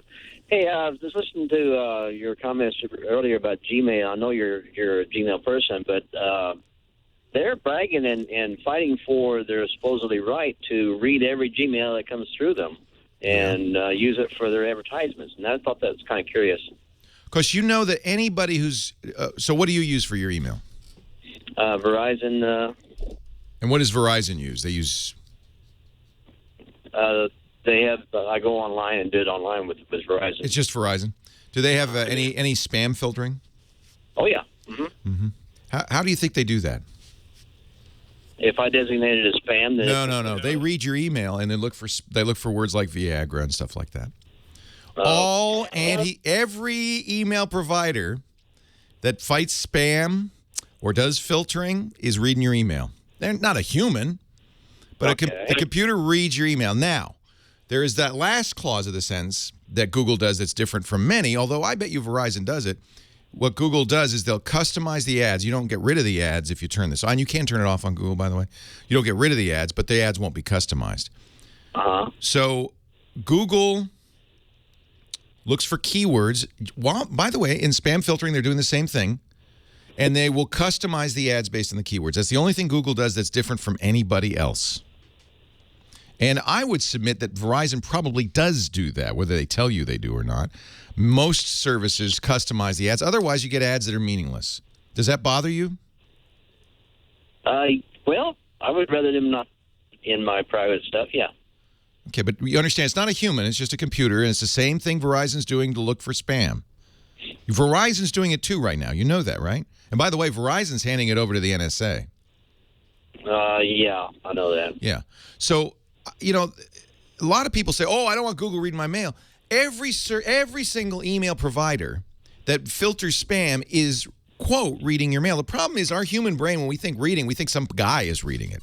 It's a computer scanning the mail, algorithmically looking for stuff. In the case of Google, it's not only looking for the words Viagra and, you know, hot girls to filter out spam, it's also looking for keywords and then matching them to ads so that the ads match your interests.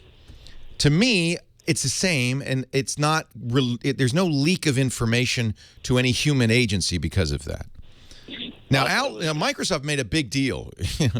They have those Gmail man. He's reading your mail, and they made sure it looked like a human. It was a guy reading your mail, which I got to point out. Microsoft Outlook has spam filtering. It's reading your mail. It's doing the same thing. Now, you can in Google, you can say, I don't want to add customization. You could turn that off. Oh. But you're getting a free service from Google that you're paying Verizon for, right? Yeah. Yeah. Gmail's a free service. I would say a very well done free service. Probably better done than your Verizon. What's the storage on your Verizon mail? It's not 7 gigabytes, I'm pretty sure. I think it's like or maybe something like that. Yeah. So, and you're paying them for that. You're not paying Google. The way you pay Google is you allow them to put ads on the side of your Gmail page. And you can say, I don't want you to customize them. I personally prefer them to be customized. At least it's something I'm interested in. But there's no human reading it. Don't think that there's some guy at Google headquarters. There's no time to do that, looking at your mail. It's just scanning it. Now, the irony is after Microsoft made this big deal about Gmail, man, we find out that, in fact, Microsoft's handing everything over to Google, to the government anyway. Now, when the government gets it, then you can be pretty assured that at some point a human might well read your email, because the government's got a whole different agenda. They're not just putting ads up on your web page there. So I understand. Look, nobody wants anybody spying on them. But it's almost a disconnect about the language here. When we say read, we kind of think somebody's... Well, let me see what he's writing about right now. It's not. It's a computer machine scanning for keywords. That's all Google's doing, and everybody else is doing it, including Verizon. I thought they was doing it by the sending address. What they look for, as far as I know, is keywords. Now, as far as sending address, that's public. All of this is so-called metadata. In fact, the government believes, the Department of Justice has held, that all of this is not protected in any way. who you send mail to, who you get mail from, the subject line of your mail, all is public according to the federal government. It is being recorded by the federal government. Furthermore, the government believes, the Department of Justice believes, that if you don't, any email older than 6 months old is public. So if it's in your mailbox more than 6 months, they have the right to it without warrant. So I wouldn't worry about Google.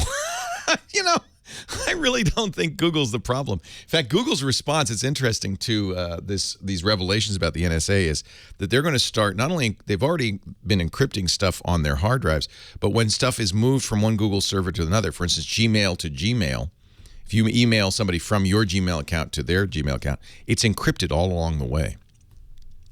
They're actively, and I believe them because I know these guys. They don't like the government any more than you do searching their stuff.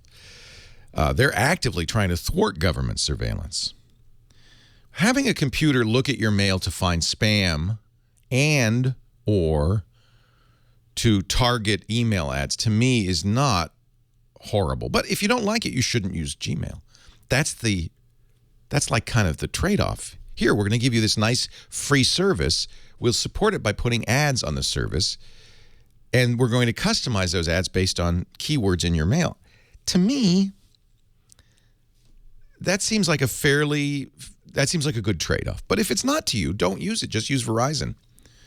Although, if I were you, I wouldn't assume that you are in any way private when you're using Verizon. And in fact, really, people worry about Google. You should worry about your ISP. Verizon's your internet service provider. AT&T. Who's your internet service provider? What are their agreements? What are their privacy protections? Google's much more upfront about what they collect, what they do with it. They allow you to delete it. And, of course, you can always quit them.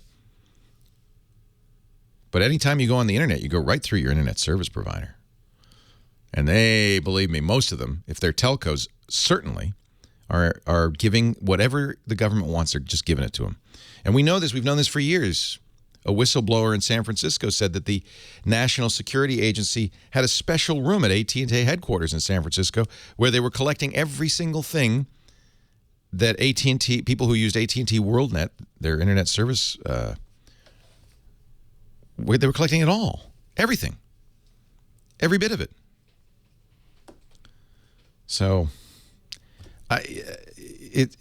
we shouldn't cast stones. They're all doing it. And you should probably presume that if you put it on the internet, somebody's reading it. And if you want to use Gmail, use it, but understand it's not private unless you encrypt it. Now, you can encrypt your mail. You absolutely can. It's easy to do. I use an open PGP tool called GPG that does it. Nobody can read it, not even Google. Leo Laporte, the tech guy.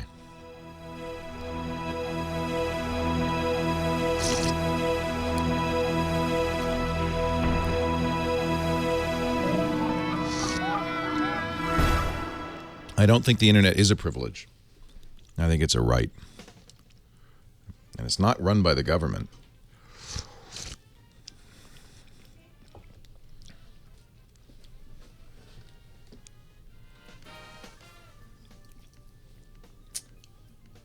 Mr. Black and White is here, sneaking up on me. Can you hear me? I hear you. I'm in a different location today. I can tell. It's my parents' place. Your head is bigger at your parents'. I can sit back a bit. No! Do not sit back. I think it's nicer if I sit back a bit. Oh, all right. You want to match my size? As long as the sound is still good. Sound is excellent. Good. I'll be right back. It's not as much of a connection here, but it should be doing. I think it's fine. It actually sounds good. I'll be right back. All right. And now Leo leaves me alone here. Let me switch over to the chat here. Yeah. Hey, is our contest Hi Heather, how over? are you? Good. You mean the assignment? That's a good prompt. Let me see what the current one is. Did we do heat already, or it was wet or water? Yeah, wet. We did wet already. Oh, that's over? I totally forgot to put up my Yeah, yeah. I took a really cool picture just with my iPhone at the Exploratorium. They had kind of a lily pad display and water dropping on it. Sounds cool. It was great. There were lots of cool water displays there, actually. So you could see really a water drop. Well, you know that on your iPhone you can actually use the Flickr app, which will directly upload it. Have you tried that? I haven't done that. Current assignment is loud. Oh, fun. Oh, that's easy. Just take a picture of me because I'm loud. No. No, you're not. Of course you're not. Okay, let me write that down. So that would be embarrassing. Like just take a picture. I'm thinking the first image that comes to me is like a bunch of people at a concert, loud. Yeah, and I would probably go for something that's visually loud. That doesn't really convey the actual loud thing, with the acoustic loud, but more a visually loud thing. Someone wearing an exploded hat or something. An exploding hat? Or something weird. I mean, have you seen hats that look like someone back, damn it. Had something explode on their head? No, that sounds You fun. haven't? I should find a picture for you. Concert or airport jet engines, train.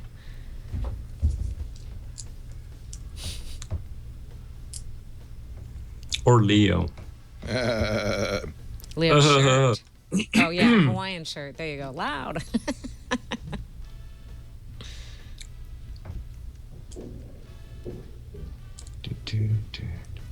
Look, Leo, what I got. Ooh, a Rolex. An old Rolex Flex.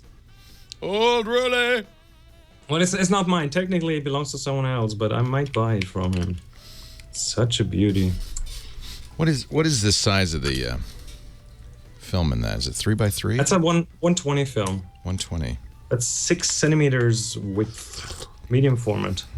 So it shoots square pictures, 6 by 6 centimeters. Yeah, it's beautiful. Beautiful camera. Just like Instagram. True that. It's the real. Leo Laporte, the tech guy. Chris Marquardt is here. He's our photo guy back from the monastery. Yes, back from the monastery. How are the monks? Oh, just fine. Were they there, or was it a deserted monastery? Yes, no, it was an active monastery. We couldn't shoot any pictures of the monks, though. That was kind of the private thing. They didn't want you to steal their souls. I don't think that's... No? I think they're modern They know better than that? Yeah, all right. So Chris had a photo workshop at a monastery. Where was the monastery? Well, I was in England a while ago. So a British in monastery. England, in Farnborough. How fun. But he's back and here to help bust another photographic myth. Chris is a professional photographer and a geek and joins us every week when he's not at monasteries, leading workshops. Give us a photographic myth. Bust a myth for me.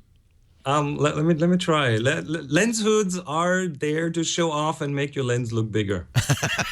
That's not true. I've heard people say that. I've heard people say, "What do you need that for? That's just a macho thing, you know." And those are so when you have a fancy camera, they have these hoods, the rings that come out. Sometimes they're just round and they extend it a few inches. Sometimes they look like flowers almost. They're for like tulip shapes. Yeah. Yes. Yeah, and I have them on all my lenses, and I use them.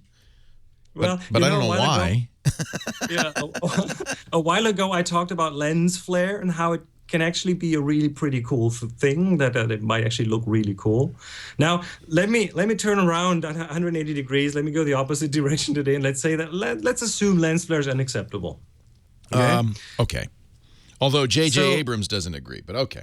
Oh, yeah, but what does he know? He still shoots on film. He shoots his movie on film, which is true, by the way. So anyway, some lenses are really prone to flare, especially the ones, it kind of goes with the price of the lens, has to do with how good the anti-glare coating is that they put on those different glass elements in the lens. And as a result, sometimes you get well, on the one hand, real flare, really visible streaks of light and things, but then it can also be very, very subtle, really subtle, and just show itself in a loss in contrast. So pictures will sometimes be a bit washed out, which pretty much means blacks aren't black. Blacks are just a bit gray. And then sometimes you see people having lens hoods on the lenses, but backwards. What? So oh yeah, that's because that's just to keep it out of the way.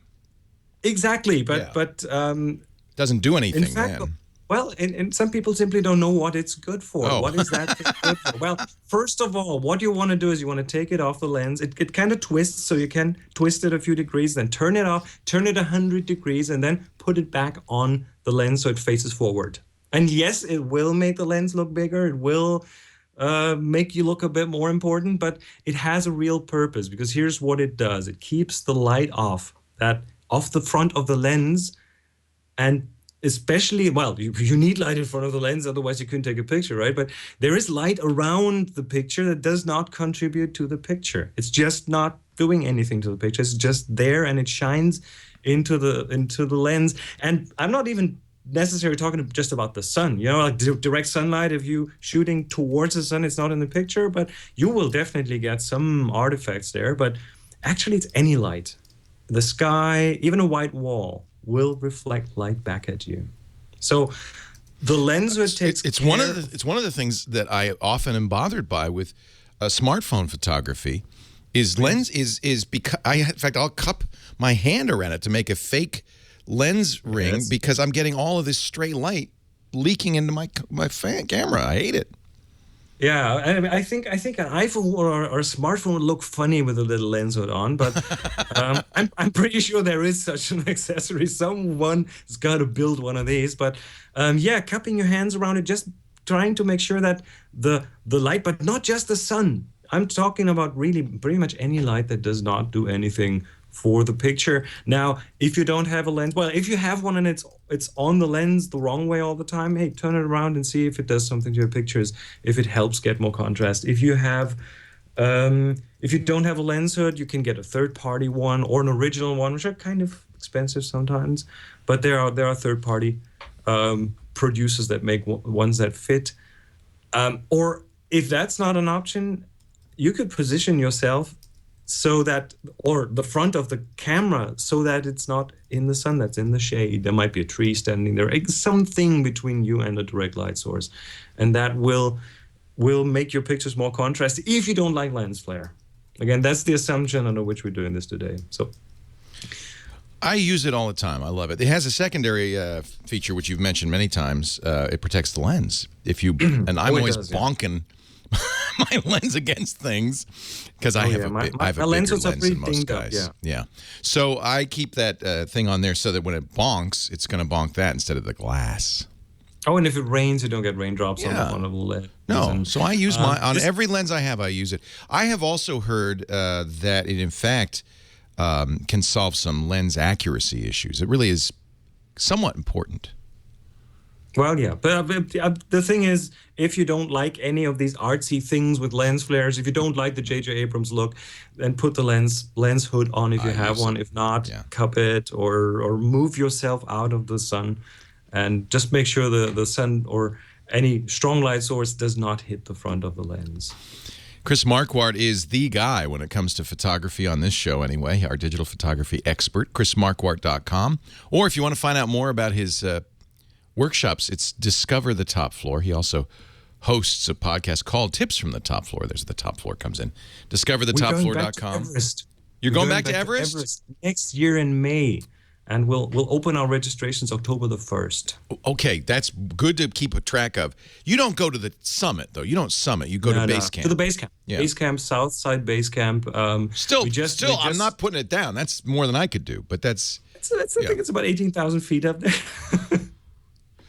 Well, it's going to be fun. We'll take 10 photographers up there. Maybe a few more if we get enough people interested. DiscoverTheTopFloor.com, October 1st, registrations go open. Now, there's something everybody can do, and that is participate in our assignment. Every month, we give you a new assignment, pictures you've got to take. This is going to be an extra long assignment. You're going to have 2 months to solve this conundrum. because I'll be gone on vacation in a couple of weeks and won't be back till October. But what is our assignment, Mr. Marquardt? The current assignment is loud. Now, we're not going to tell you what that means. It could be anything that illustrates the word, the concept, the idea loud. So here's what you do. Take a picture with anything. Camera phone up to, the Rolei film camera that Chris has right there in his hand. And then you will have to digitize it if you take it with a film camera. Tag it with the word loud and upload it to Flickr. You want to add it to our Flickr group, the Tech Guy group on Flickr. Once a week, you can add a new photo. Take new photos. We won't take old ones. And then in about a month from now, maybe a little longer, Chris will pick 3, and we'll talk about them on the air. It's really just an excuse to get out there and take more photos. Loud. Hey, next week, Chris, I'm going to Italy. I'm going to Greece. I'm going to Turkey. I'm getting ready to go. Maybe next week you can give me some advice for travelers? I will do that. Absolutely. Yeah, because I don't, I'm going to bring a GoPro with an underwater housing in case I happen to fall in, because I'm going to be on a boat. It's a cruise. Well, you already know what I'm going to tell you. I'm going to bring my Moto X camera phone and probably a backup phone. I don't know what that's going to be. I'm going to bring the GoPro Hero 3. I'm going to bring a TG2 Olympus Tough underwater camera.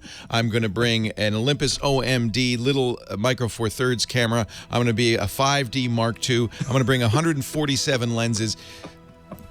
We'll talk next week. Leo Laporte, the Tech Guy. I'm going to bring a Sherpa.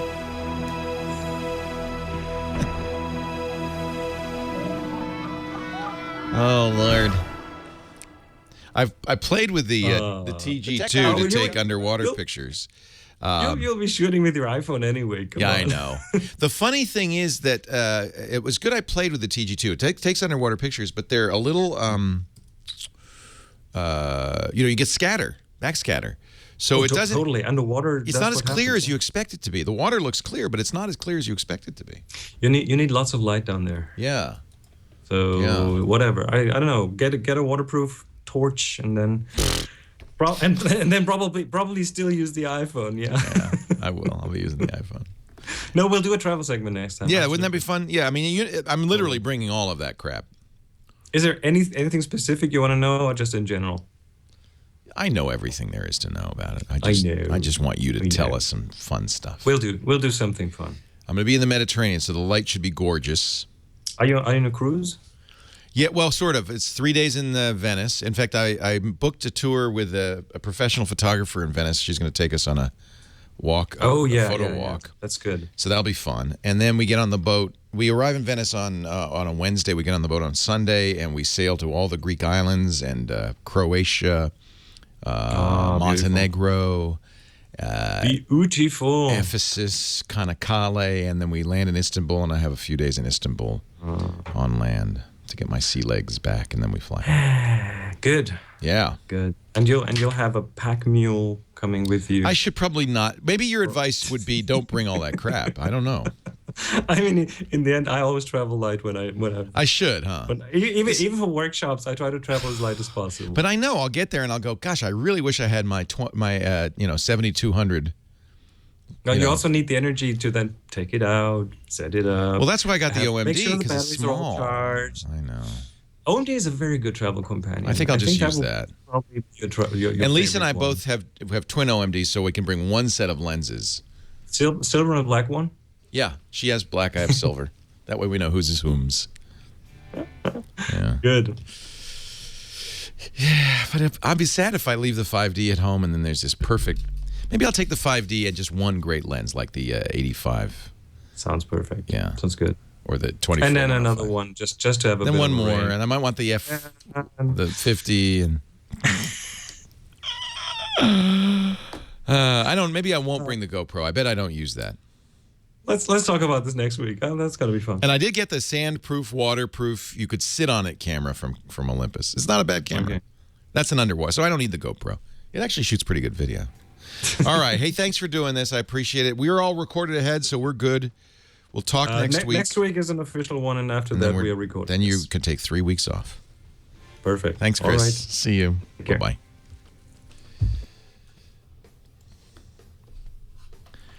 Ephesus is where the city of Troy was.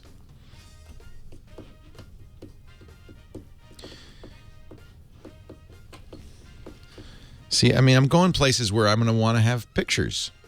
You think the TG2 is better than the GoPro? Might be. GoPro does some cool stuff, though. Yeah, I'm really impressed by the Olympus. Good video. I thought that's the one I'd take to the beach. I'm doing a lot of beaching. The Sioux, I'm not sure when my next Vegas trip is. Probably CES. Probably January. I did get the GoPro head mount.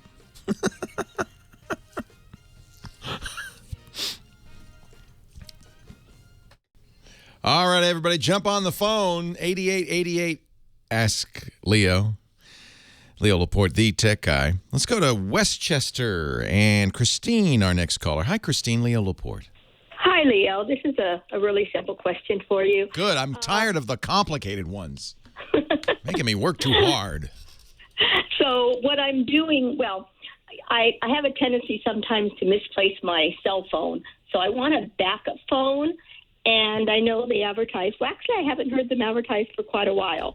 But I know there used to be something called Magic Jack, and I thought, oh, yeah, cheap. And they're still around. Sort of yeah. Wanted. Is that something that's worth my while to get? So you're talking about having what's called a VoIP phone, Voice over Internet Protocol. It's an internet-based phone that works just like a regular phone does, except instead of using the phone lines, the copper from Ma Bell, it uses your internet access. And there's some advantages to that. One is you could take the phone with you. The number goes with you. So as long as you have internet access when you're traveling, you'll have the same phone number, kind of like a cell phone. Oh, okay. The disadvantage is related to that, which is that 911, the emergency service, some don't even have any. And if they do, it's an E911, and you need to register your address because obviously the phone could be anywhere. Oh, right? Because you can move it around. It's not tied to your home address. Uh-huh. So don't use it in lieu of a landline for emergencies. I think in most cases it's a good idea to have a landline for emergencies. Mm-hmm. And because if the internet goes out or the power goes out, it's not going to work. On the other hand, since you misplace your phone, this is a good. I'm not any worse off than I was before. Right. This is a good choice. Magic Jack's fine. There's a lot of ways to do it. I use something that's free. Magic Jack is not free. You have to pay a yearly fee, although it's not very much. Right. The thing about VoIP, and I'll tell you about the free thing in a second, but I should say the other thing about VoIP, besides the 911 issue, the other thing about VoIP is it's very dependent. The quality is very dependent on your internet bandwidth.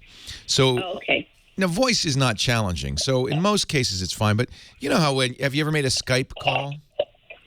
No, I only have a BlackBerry, and I don't think I can do that, right? Yeah, no. But you could do a Skype call from your computer over your internet, and you'll see some. You've heard, in fact, you might have heard it on the show. People like Chris are on Skype. Sometimes their bandwidth goes down, and they sound like they're underwater and stuff. You know, so. But voice is not too challenging. It's really a matter of, having a consistent, reliable internet access. And if you do, then this is certainly a good backup. Again, I like to have, and I have, I believe everybody should have a landline.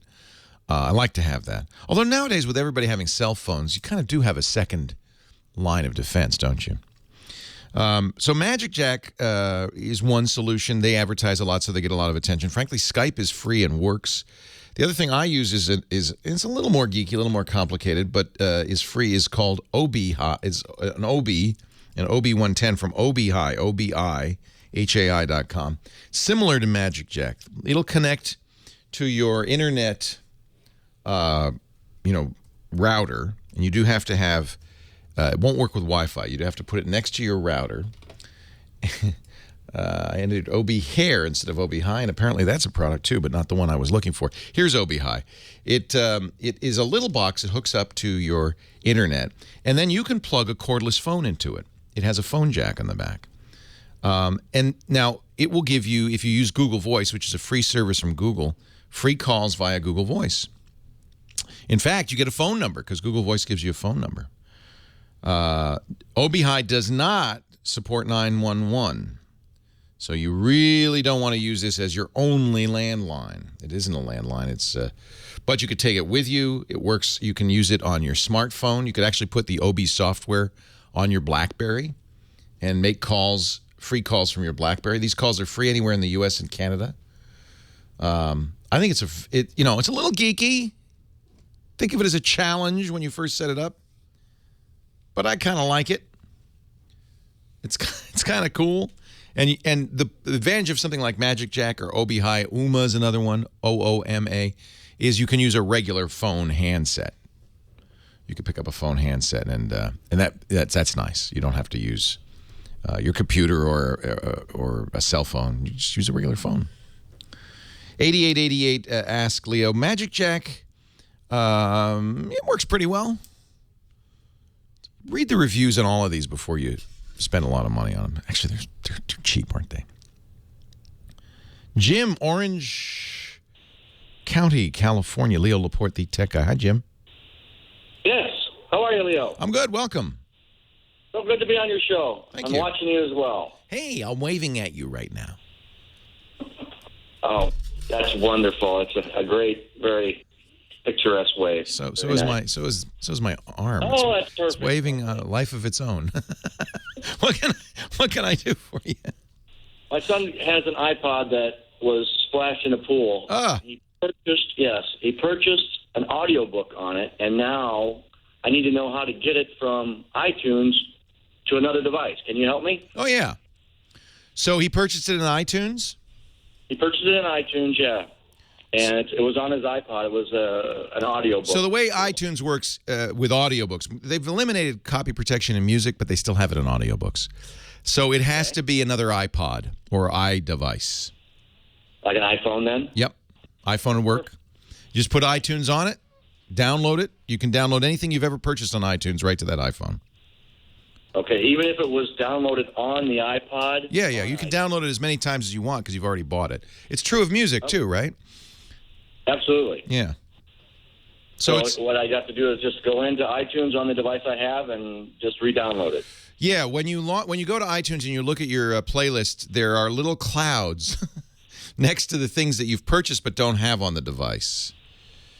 Okay. So those little clouds, if you tap the cloud, it says, okay, I'll download that. You can also do it in iTunes on your desktop and then sync the phone or other device to it. As long as it's the same Apple ID, he owns it, and he can get it again. Yeah. Same Apple ID. I own them all, and they're all the same Apple ID. Yeah. So he can get it again. Cool. Isn't that nice? No. Yeah. Does it require iTunes Match to do that? No. I don't think so. I thought about that. Going, well, yeah, and if it does, that's $25, but that's a handy thing to have anyway. But I think you could do it without iTunes Match, yeah. Sure. Just go into purchase. There's a purchases tab. Just go in there. Right. Okay. Can you tell me something about Ting? Yeah. What would you like to know? I'd like to know is if you already have. I'm out of contract now, and I have all iPhones. If you have the devices, can you go on Ting as well? So here's the deal with Ting, and it's an advertiser I should mention. They are an MVNO, mobile virtual network operator that resells Sprint service. So, but they're a non-contract. They're month to month. So if you are under contract with a service like Sprint or whatever, are these Sprint phones right now? No, they're AT&T. No, you can't move them over. For a couple of reasons. One, AT&T is using a different technology called GSM. It doesn't work on the CDMA network that Sprint uses and Ting. Secondly, Ting has a limited number of devices you can move even if they're Sprint, and I don't think they have iPhones yet. So you'll need to get a new device, a Sprint-compatible phone for it. Okay. Very good. But tell your sponsor we were thinking about him anyway. I will, Jim. I tell you, for somebody with a family, with kids, it's great because it's a single pooled plan. It's very affordable. I don't know, what am I giving them a free ad for? They're a good company. I like them. That's why.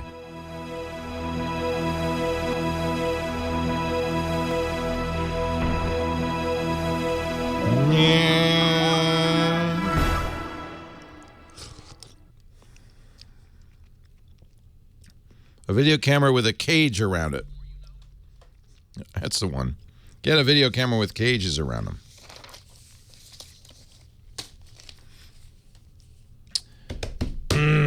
So obhigh.com. That was beautiful. Yeah, watch this if you're following that. Yeah. Watch this. Oh. Oh. Oh. Yeah. Are you watching football? Isn't that beautiful? You're a Saints fan. Yeah, I'm following it right now. Yeah. Huge play. Huge rivals, too. Oh, yeah. How exciting. Oh, that's awesome. 23-17. That is amazing play. Amazing. Oh, they're happy. Oh, he's happy.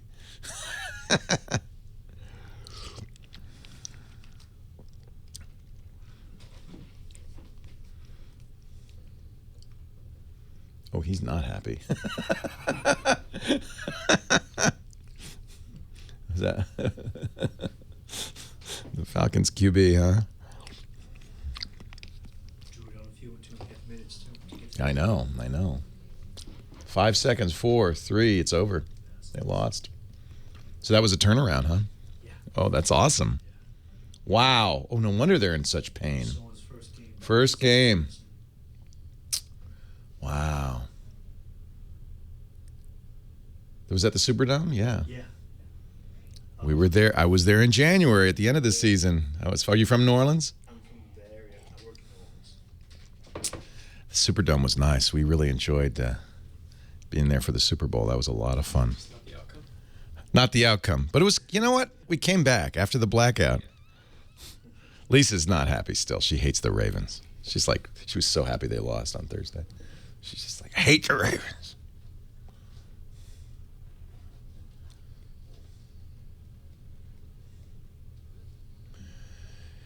Yeah, I'm waiting for the Niners game, which starts in 5 minutes. Packers. Season opener. Lisa's there. Yep. Where are you from? L.A. L.A.? But they were coming up from L.A.? Oh, they probably had a connecting flight. It was packed with Packer fans? Oh, yeah. One flight flew into San Francisco, one into Oakland. Both of them were packed. So Lisa's... everything in the bag, right? Yeah. I've seen a cheesehead in the overhead compartment. It's the weirdest experience. Lisa's a Niners fan, obviously, but her 10-year-old son, is a Packers fan for reasons we just can't understand. So they're excited. They're both there at the game. It's going to be a good game. The Hawks, looks like the Seahawks won, though, I'm sad to say. That's going to be the biggest challenge for us. They're going to be tough. I'm recording too, Chumley. Don't tell me what happens. I'm going to watch it on my OLED when I get home tonight. Funny thing is, the guy we're going to buy our house from is on the bus with Lisa. She didn't know this. And he's a Packers fan. Ooh. Ooh. Ooh. I have my OLED. I'm so excited. Football looks great on it. Oh, it's so gorgeous. Well, I was watching it on the Viera, but... Have you been in the post office lately? I haven't. Nope, don't go anymore. Nope, don't like it. I like the post office. It's fun. I go and hang out once in a while, but I don't go there to buy stamps. I've got all the stamps I need from Stamps.com. Stamps.com does an amazing thing. It lets you buy and print official U.S. postage using your computer and your printer anytime you want, day or night. We've been talking about Stamps.com for some time and all its features, and we've actually been talking to Stamps.com users who found out about it from the show. And one of them is Christian Langley. He has a business. It's called Easy Seals. Now, at first I thought he was renting seals for parties, but no. They do engineering plans for building contractors. It's not quite so exciting, but obviously they're doing a lot of shipping, right? They have to mail those plans out. Christian is a sole proprietor. He does everything from design to production and, of course, postage. He says, I used to buy standard USPS rolls of 100 stamps, and then I would guess the weight of the package. put the stamps on. And, of course, you always want to put more stamp. You don't want to post. The worst thing to send a client, postage due. That's insulting. So you always put a little more on, right? He said he always overshot the actual rate because he was using 46-cent stamps. So, Then he heard us talk about Stamps.com. He decided to try it. He now, of course, always has exactly the right postage because he's got that digital scale. He says he likes the process efficiency it brings to his company. You will, too.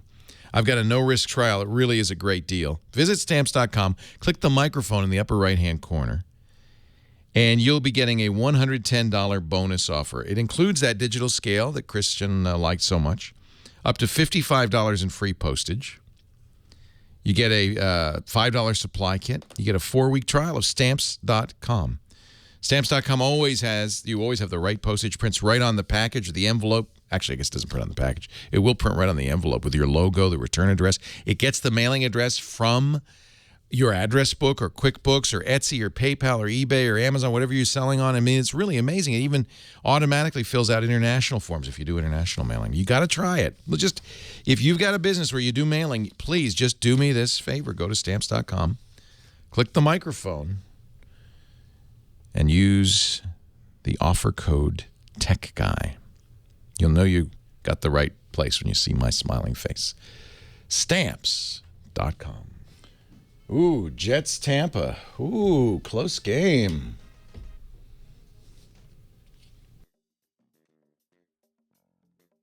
Twit lineup is Dan Patterson and Renee Ritchie so far.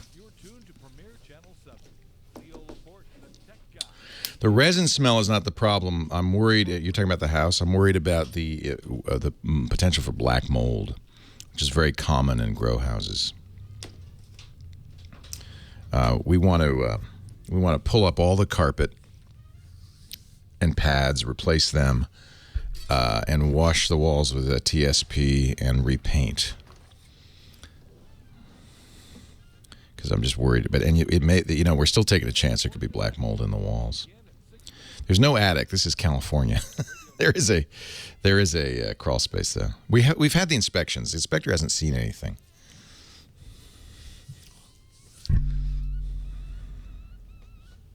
The Audi is awesome.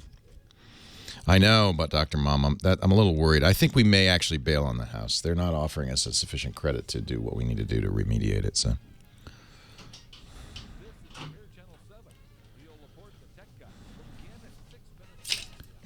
Whoops! Oh, I didn't know bobblehead did. Did you knock my head off my bobble? Is Ozzy allowed in the man cave? Yes, of course Ozzy's allowed in the man cave. Are you watching the DirecTV NFL Sunday app? Is that what you're watching? How are you following your game? I'm following a local bulletin board, actually. Oh, wow. So this text is going, huh? Yes, exactly. Yeah.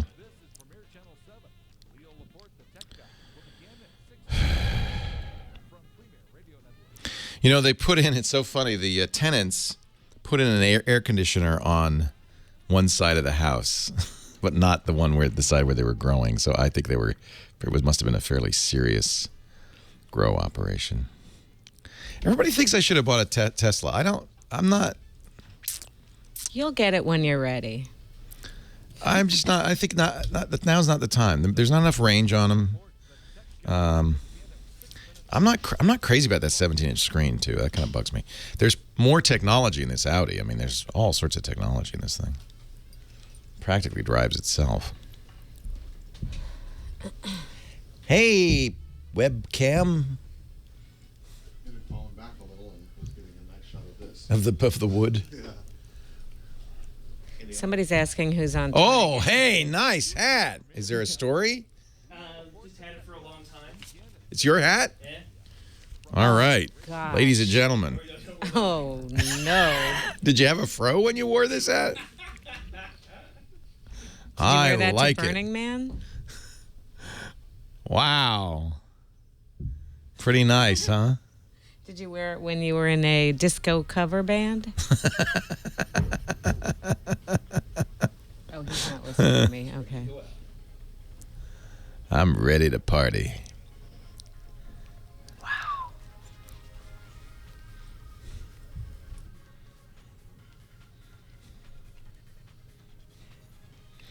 just take a picture, and it's your loud picture.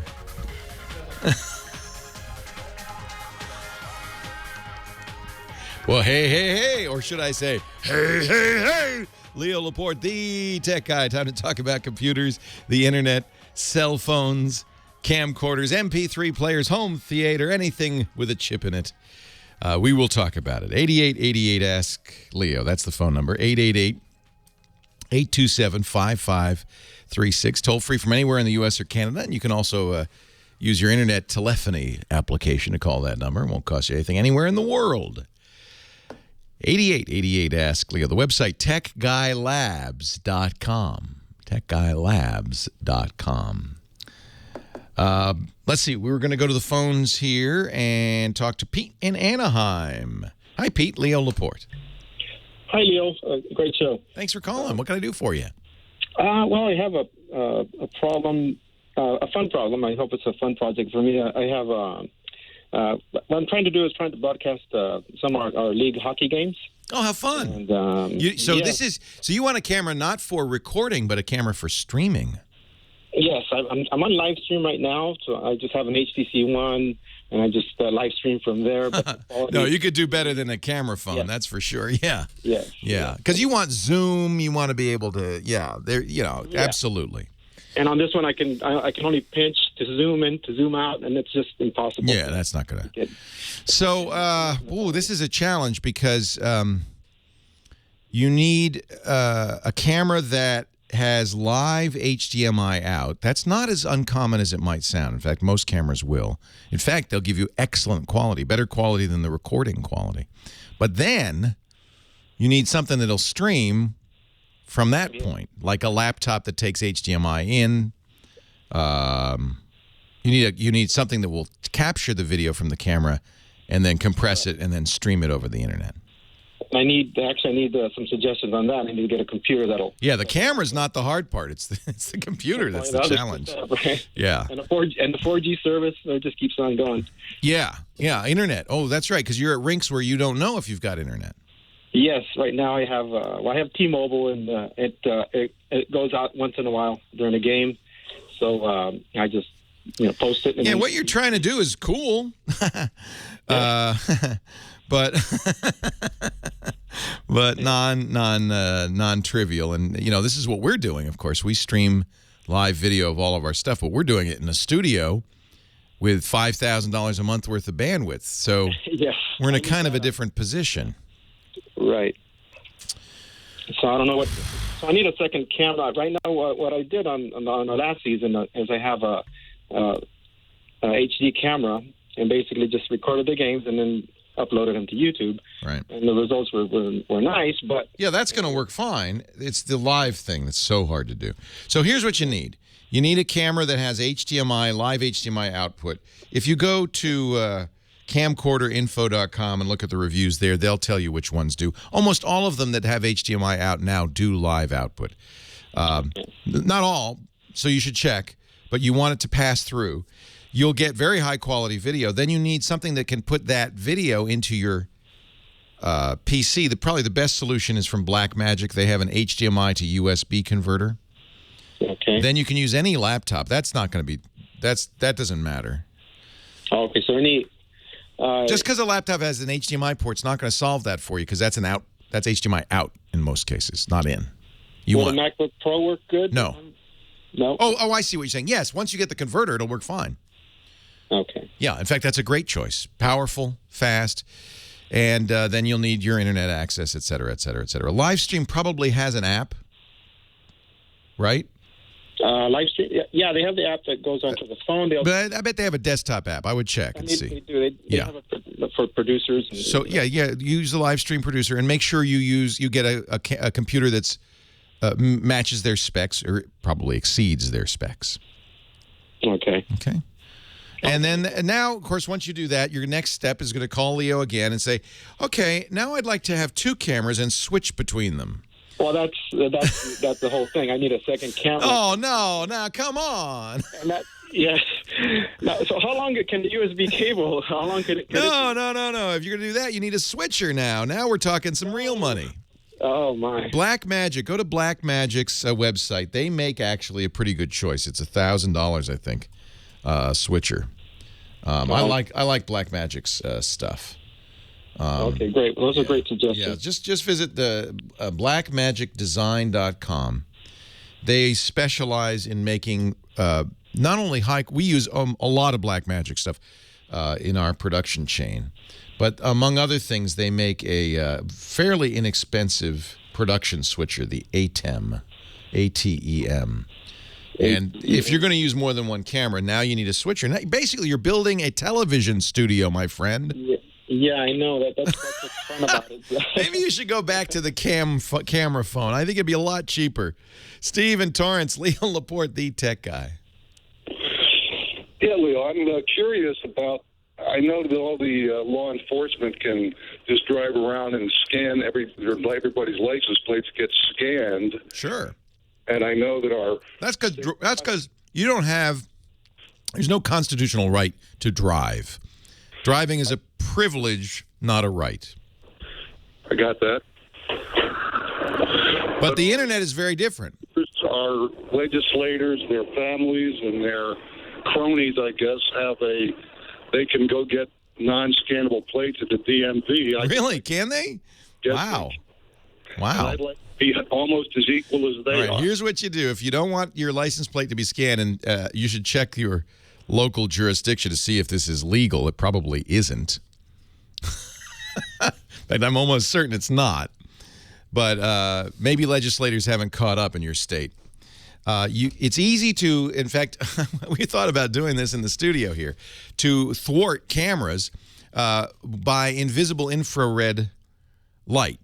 So what you need is LEDs that emit light, not in the visible spectrum, but the invisible spectrum that jams the camera, in effect. So all the camera will get is a bright light on your license plate.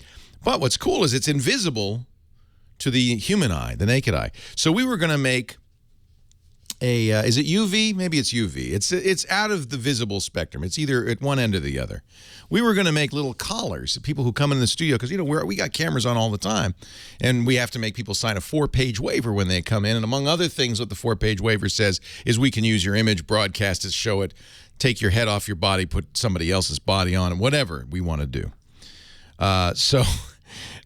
We were thinking of making, if people demurred and didn't want to do this, making special collars with infrared lights all the way around it that would jam cameras. So you'd look like a glowing ball of light as you walked in the studio. I would imagine that this would work on your license plate as well. And the nice thing about this is it's probably fairly low power. And I'm sure it's highly illegal. I cannot imagine that it's not illegal in every state in the union. It's probably covered by the same law that prevents you from putting mud on your license plate. A low-tech solution on this one. Just because members of Congress or law enforcement have rights doesn't mean you have rights. It doesn't work that way. John in Burlington, Ontario, Canada. Leo Laporte, the tech guy. Hi, John. Hi, Leo. How are you today? I am very well. How are you? I'm good. I had to think about that. Maybe it's this hat I'm wearing. I think it's making my head hot. Well, it looks like it could be hot. And it's very warm. Need it up here, by the way. It's Theater Monkey gave me this hat. It's jazzy. It looks good. Yeah. What can I do for you? Well, I actually have the guy doing the hockey streaming. I do hockey streaming. You're kidding me. I do. How awesome is that? But I go through a company. Ah. They send us the computer, and we stream it through that computer from my camera.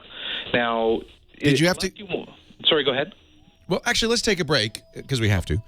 And when we come back, you can give us the details and ask your question because I know you have another question. Leo Laporte, the tech guy.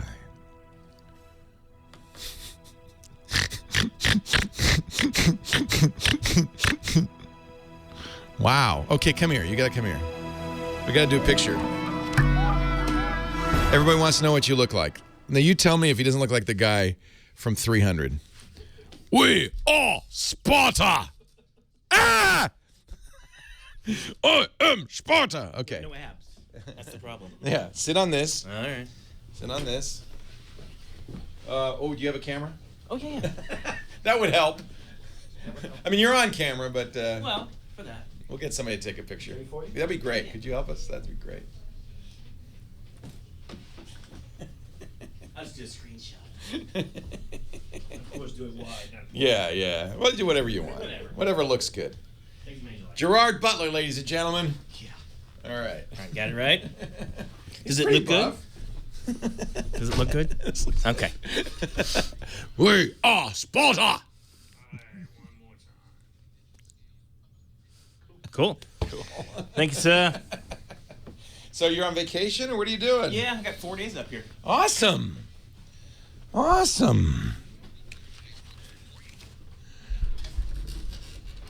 And I will get to Richard after this. I'm going to go in that order. I apologize. I shouldn't have done that. We are Sparta.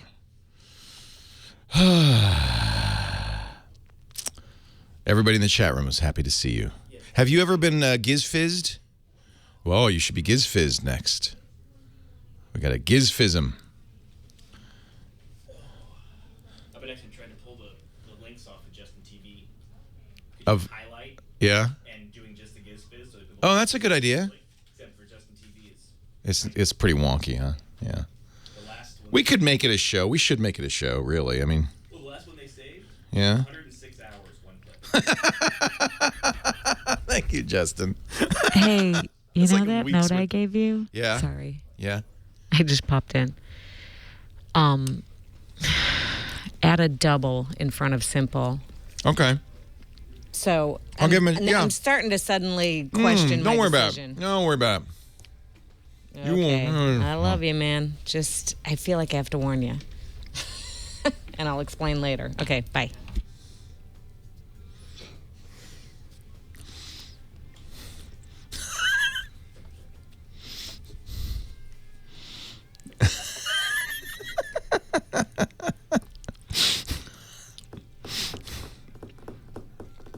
Curtis B says it's not too traumatic. So I guess this is always what gets me. You go to the game, but then they delay it so that they, can finish the other game on TV. It's so frustrating.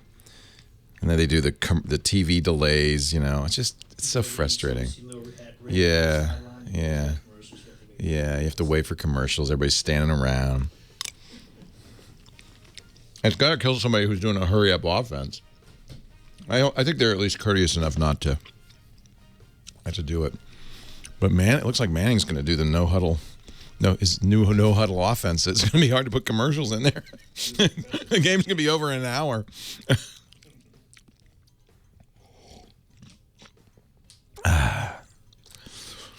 What do I nom? I nom a chicken and noodle soup. Yeah, it's almost 100 here. I think it's 99. Let me look.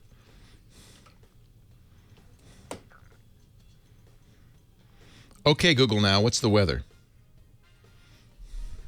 Let's see what it is.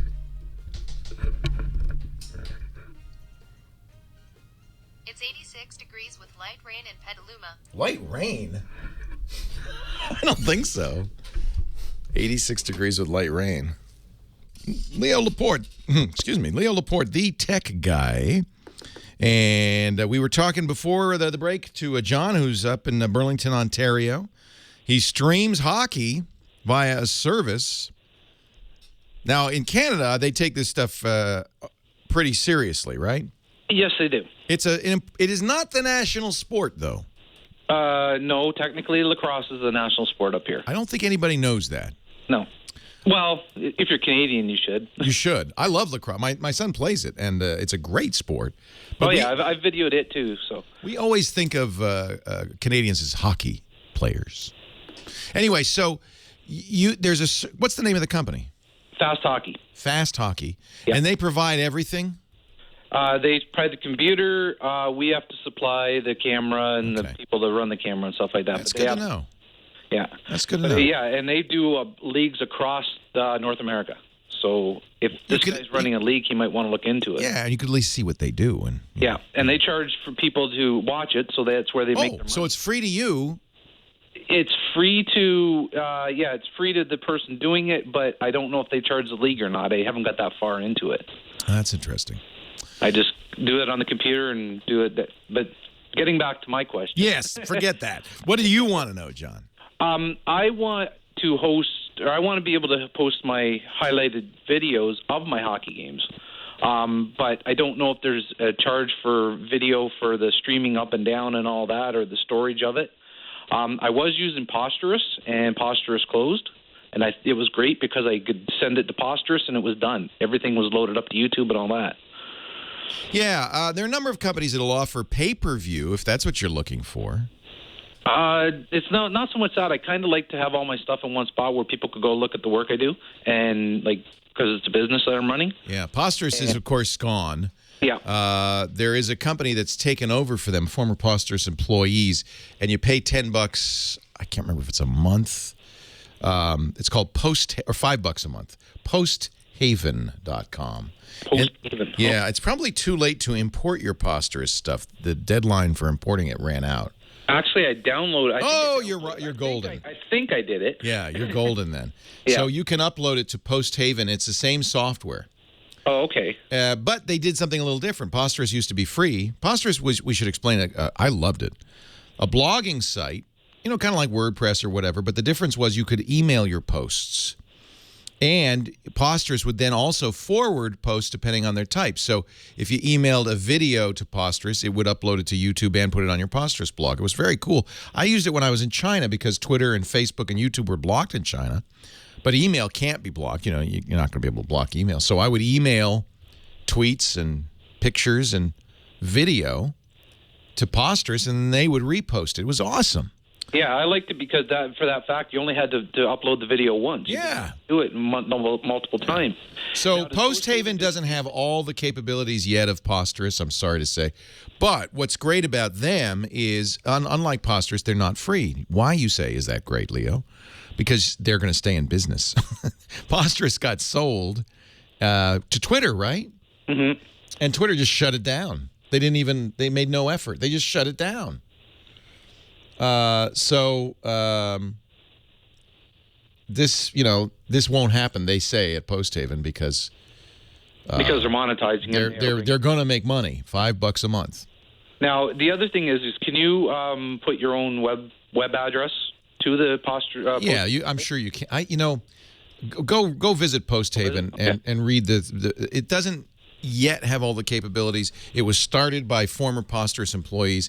I'm sure the intent is to give it all the capabilities, but as I noted, it does not have them already yet. Okay, yeah, because I loved the Posturus, and even though it was free, I would have paid for it. I know, I loved it too, and it just kills me. Yeah. Darn you, Twitter. This happens a lot, unfortunately, and the reason is engineers, good programmers, are a real scarcity in Silicon Valley. Well, everywhere, but in Silicon Valley in particular. And so companies like Twitter will often buy a company not for the product. They bought Posturus not for the product, but for the engineers. And they just shut the product down. Facebook does that a lot, too.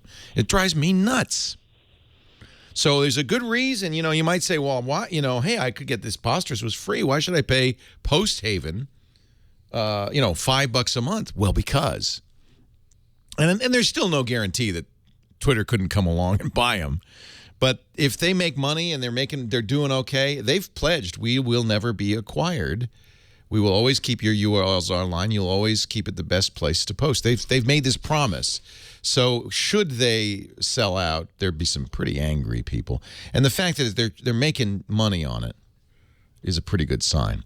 The founders were two of the co-founders of Posturus in 2008. And got bought by Twitter in 2012, and they realized it was kind of a bummer. So for people exactly like you, John, Posthaven set up. I don't think they're quite up to full speed yet. I did move my Posturus blog over there. I haven't checked it in a while. POSTHAVEN.com. That's a good outcome.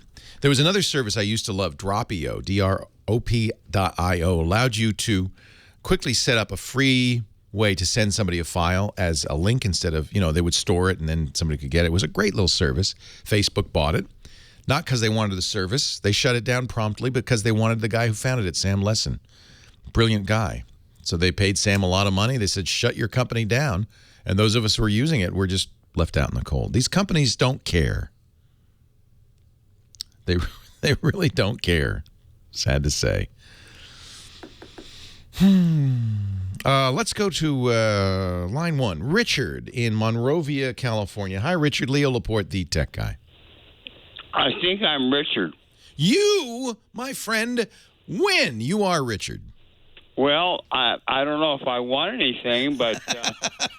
you won the right to speak on the Tech Guy Show. I bought a new Nexus 7. Good. And now I'm wondering what in the heck am I going to do with it. I have a Nextbook, 2 Nextbooks. Okay. Which, well, we all have our problems, and I bought these some time ago. However, I got a new one because I heard you and people praise it so much. So now I have a responsibility to help you with it, don't I? You got a peg, right? We're losing something's going on with this with the sound here. You got a peg in the right hole. So let me talk a little bit about what you got, Richard. And it is a good device, and it's very affordable. It's probably the best small tablet, 7-inch tablet out there. Very, very fast, beautiful screen. I'm sure you've noticed all that. But it's an Android device. So Android is maybe a little different than what people are used to. It's not Windows. It's not Mac. It's not iOS. It's something different. I'll talk about. It's a good subject. When we come back, I'll talk about your first Android device and what you should do to use it in just a bit. Leo Laporte, the tech guy.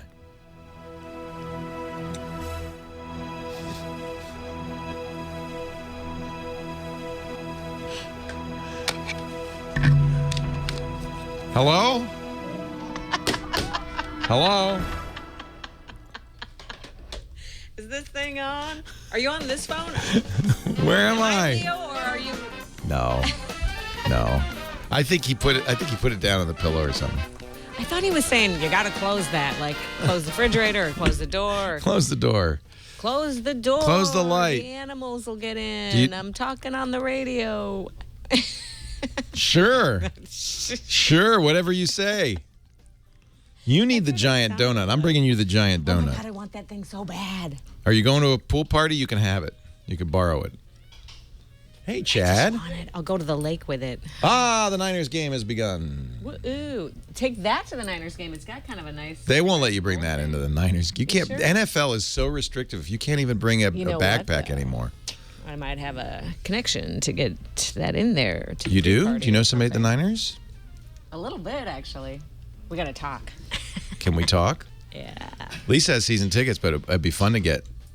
Oh, yeah, you need to go to these cool pre-parties. The pre-party. She would be flipped her freaking lid. So we have Dan Patterson, Renee Ritchie. Yep, and I have emails out to Dvorak, Dieter Bone, and...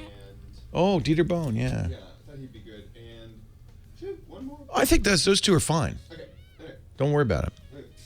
Fear not. Sounds good. I want to see Cap.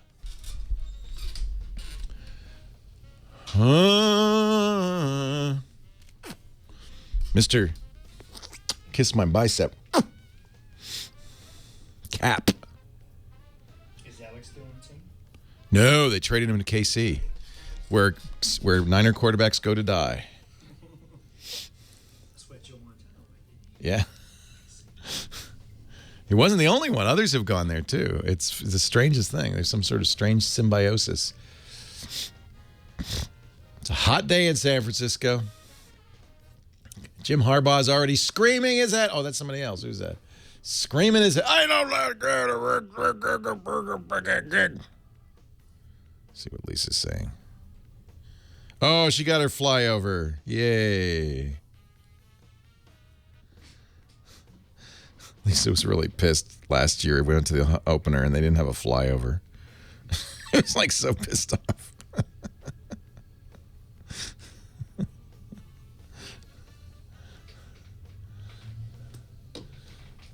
All right, let me see a couple of plays here.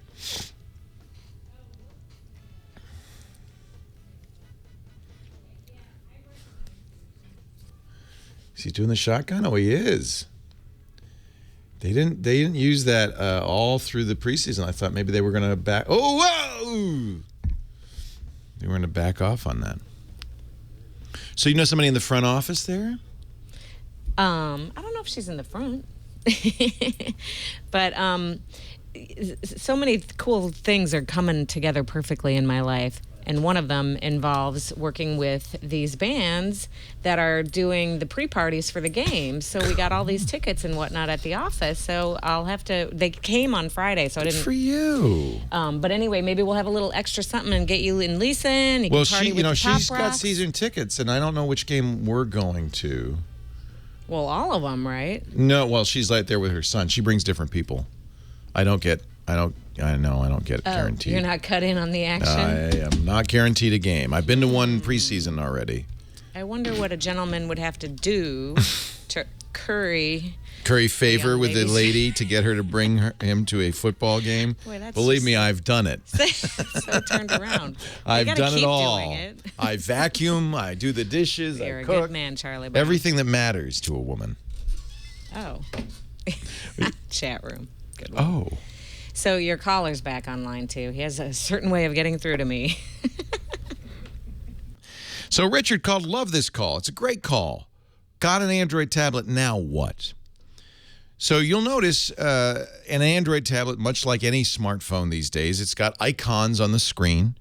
It's got a dock at the bottom with the most used icons. And you can move all of those around. All you have to do is press and hold. You can drag them around. So I always have at the bottom in my dock the things I use the most. On a phone, of course, the phone and the SMS messaging would be down there. But on a tablet, it doesn't have to be. I think you get 7 on the tablet.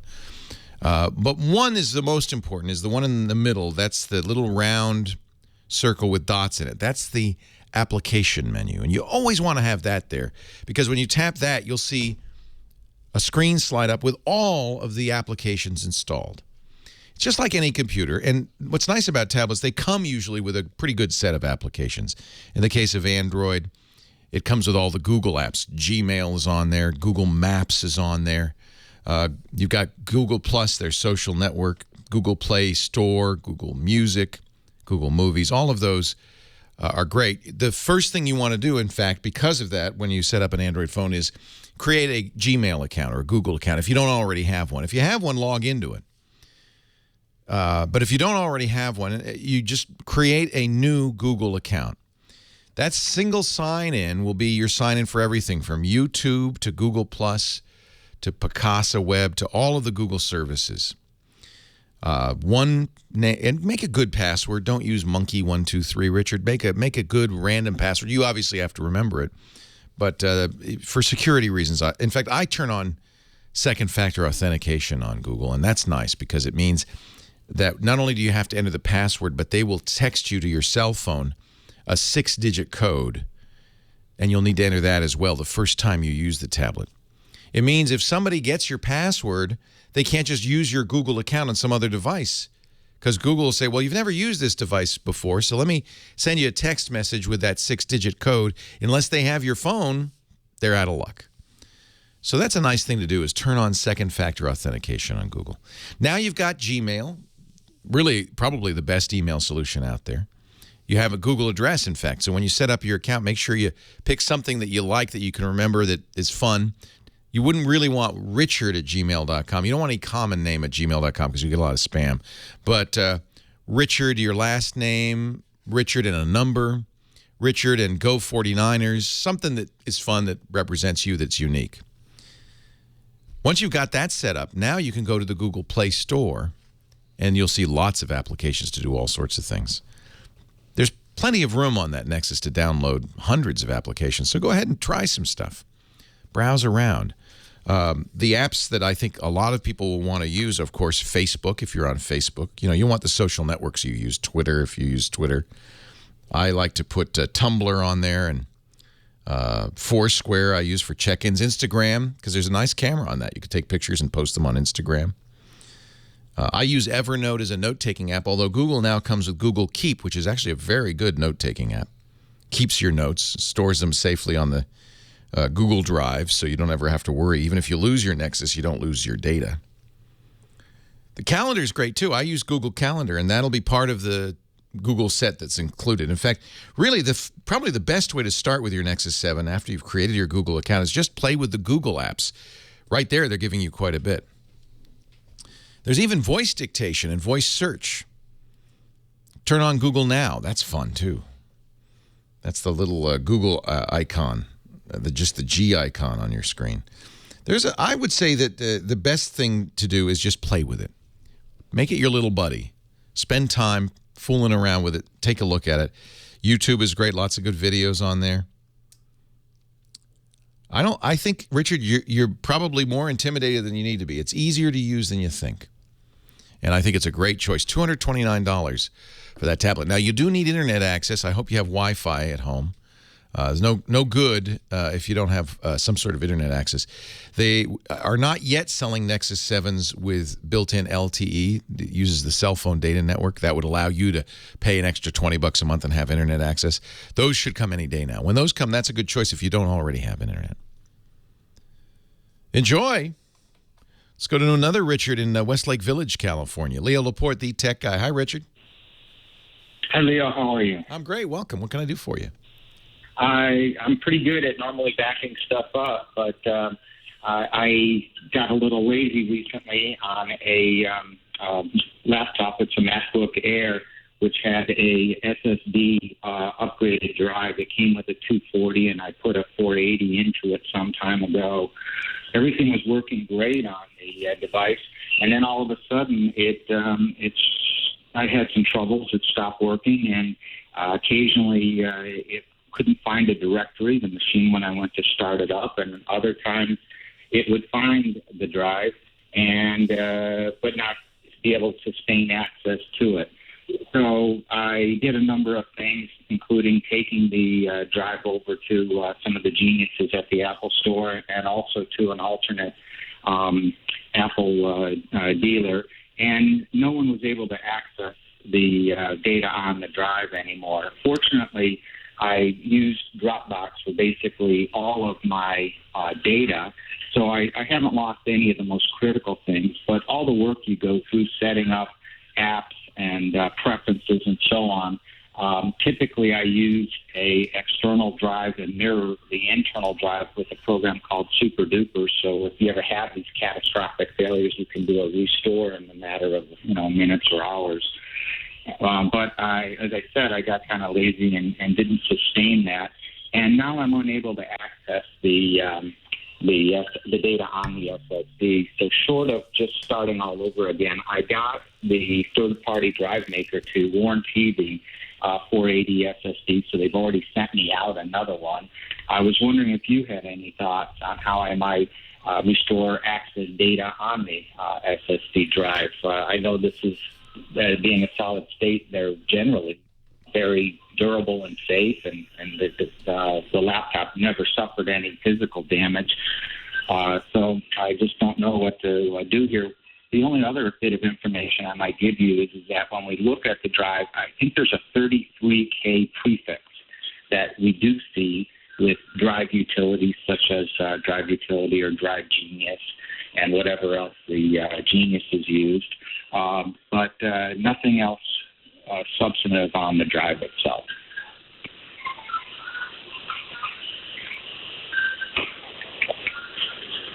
Yeah, short answer, I think you're out of luck. Seriously, I don't know what you could do to... An SSD drive's a little different than a traditional drive. When it's dead, I don't think you can do any of the things that you do to recover a spinning drive. I think it's dead. I hate to say it. So you're going to have to just start from scratch. I'm glad you were using Dropbox. I'm glad you were backing things up. I'm glad you got a new drive. And you just, that's where Super Duper is so great. If you use Super Duper, it's a Macintosh backup program. You can actually create a duplicate of your drive, and then it has a scheduling feature. You got to pay for it for the scheduling feature, but the scheduling feature means it'll keep it up to date, and that external drive becomes a bootable drive that's identical to your internal. But I don't think there's anything you can do once a solid-state drive is gone, I'm afraid. Aaron, Albany, Oregon. Leo Laporte, the tech guy. Hey, Leo. How you Aaron. doing? I'm great. How are you? Good. I love your show. I listen to you almost every day, so some way or another. Thank you. Here's my question. I know a lot of people have this happen to them, but I'm the tech guru in my whole friends and acquaintances. So hold on a second. I hear something. Wait a minute. Listen. Oh, you know what that means. We're going to take a break. We'll be right back. More of the Tech Guy, and I'll finish your call when we continue. Oh!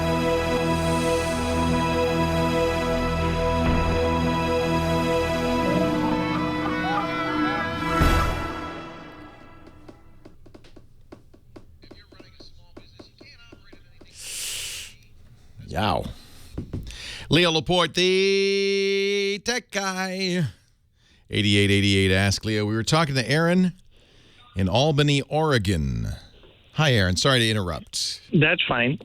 So I have a friend that has MS, and he's blind as well. So he can't hold the like I mentioned, an Android device because that's what I love. Yeah. And so the Android device, I played around with it on my phone for the accessibility, but it's always had me touching the screen to move around. So he can't touch the screen at all? He cannot. Yeah, voice command alone, Android is very good on voice command, as is iOS, but I can't think of any. The problem is the apps. You get into an app and it's going to want you to touch the screen. Correct. So you can, for instance, I can on my Moto X, I can, without touching it, I can say, okay, Google now, and it will launch, and it'll say, good afternoon, Leo, and then it says, and then I can give it a command, like launch Gmail or something. But the problem is that then I'm in an app, and I've got to use the app, and that's going to need a touch. So what would you suggest? Something that he has to be totally voice control. Correct. And he can't see. Boy, I'm sure there are great solutions. I mean, this is what computer technology can do. But I don't, off the top, I'm not an expert in this. No, I understand. There are people who are expert in this. There are, in many cities, independent living resource centers, places like that, Lighthouse for the Blind. I don't know off the top of my head an answer to this. You're going to have to call them, explain the situation.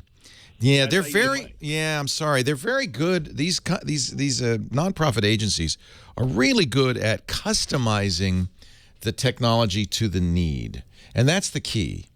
Every disability is a little different. Every accessibility need is a little different. So that's why I think you're going to have to go somewhere like an independent living resource center and say, here's what I need. Off the top of my head, I don't know anything that works totally with voice. Because it would basically need to be like HAL 9000, right? The computer in 2001. You'd have to speak to it. It would speak back to you. It would have to read you the screen. Being blind and unable to touch the screen is going to be tricky. You'll be able to do some things. I'm not enough of an expert to be able to help you. I'm sorry. I apologize. Maybe somebody in the chat room is. Our website, techguylabs.com, exists for just this purpose. You can go there. This is episode, 1012. You can go to techguylabs.com. Each episode is there question by question. You can, after the fact, listen and watch the question and my answer. We break it up by question and answer. And then there's a comment field, and you can comment. So if you go there and you go to hour 3 of episode 1012, please, if you've got a solution, a suggestion, somewhere he can call, please add it. Dr. Mom in the chat room says HelenKeller.org has resources and services. Of course, Helen Keller was deaf. She was unable to speak. She was blind as well, and yet changed the world. So these issues can be solved. I don't know if she could have used an Android phone, but maybe that wasn't necessary. HelenKeller.org.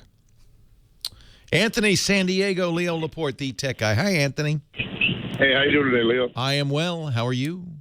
I'm great. I didn't know they were going to put me through. I have a very short question. I have the Note 2. Okay. And I was seeing advertisement already for the Note 3 that's coming out. Yep. My Note 2 is probably only maybe going on 2 years old.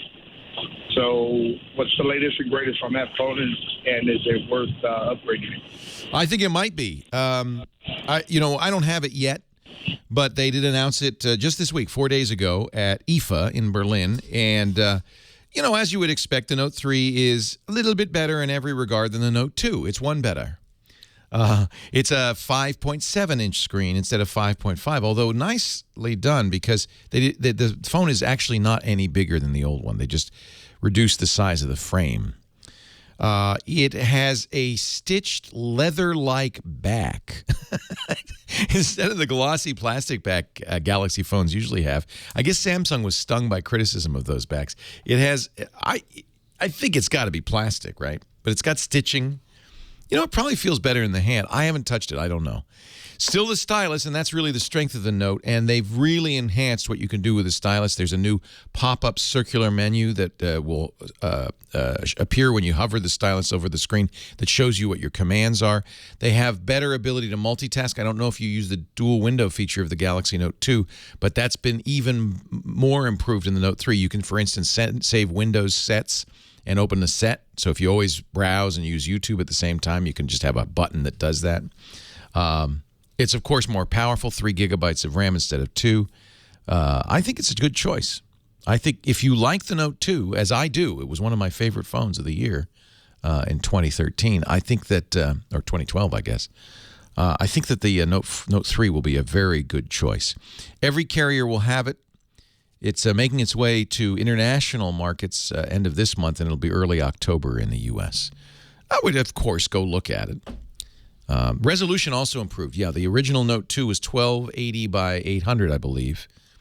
And the new one is a full HD resolution, 1280 by 1080p. Very nice phone, I think. Dennis in Staten, Oregon. You're next. Leo Laporte, the tech guy.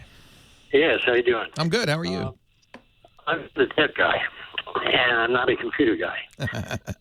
And I don't know half of your vocabulary. All right, I'll use plain English if I can. That'd be great. Initials and all that stuff, good way. No acronyms. You got it. Okay.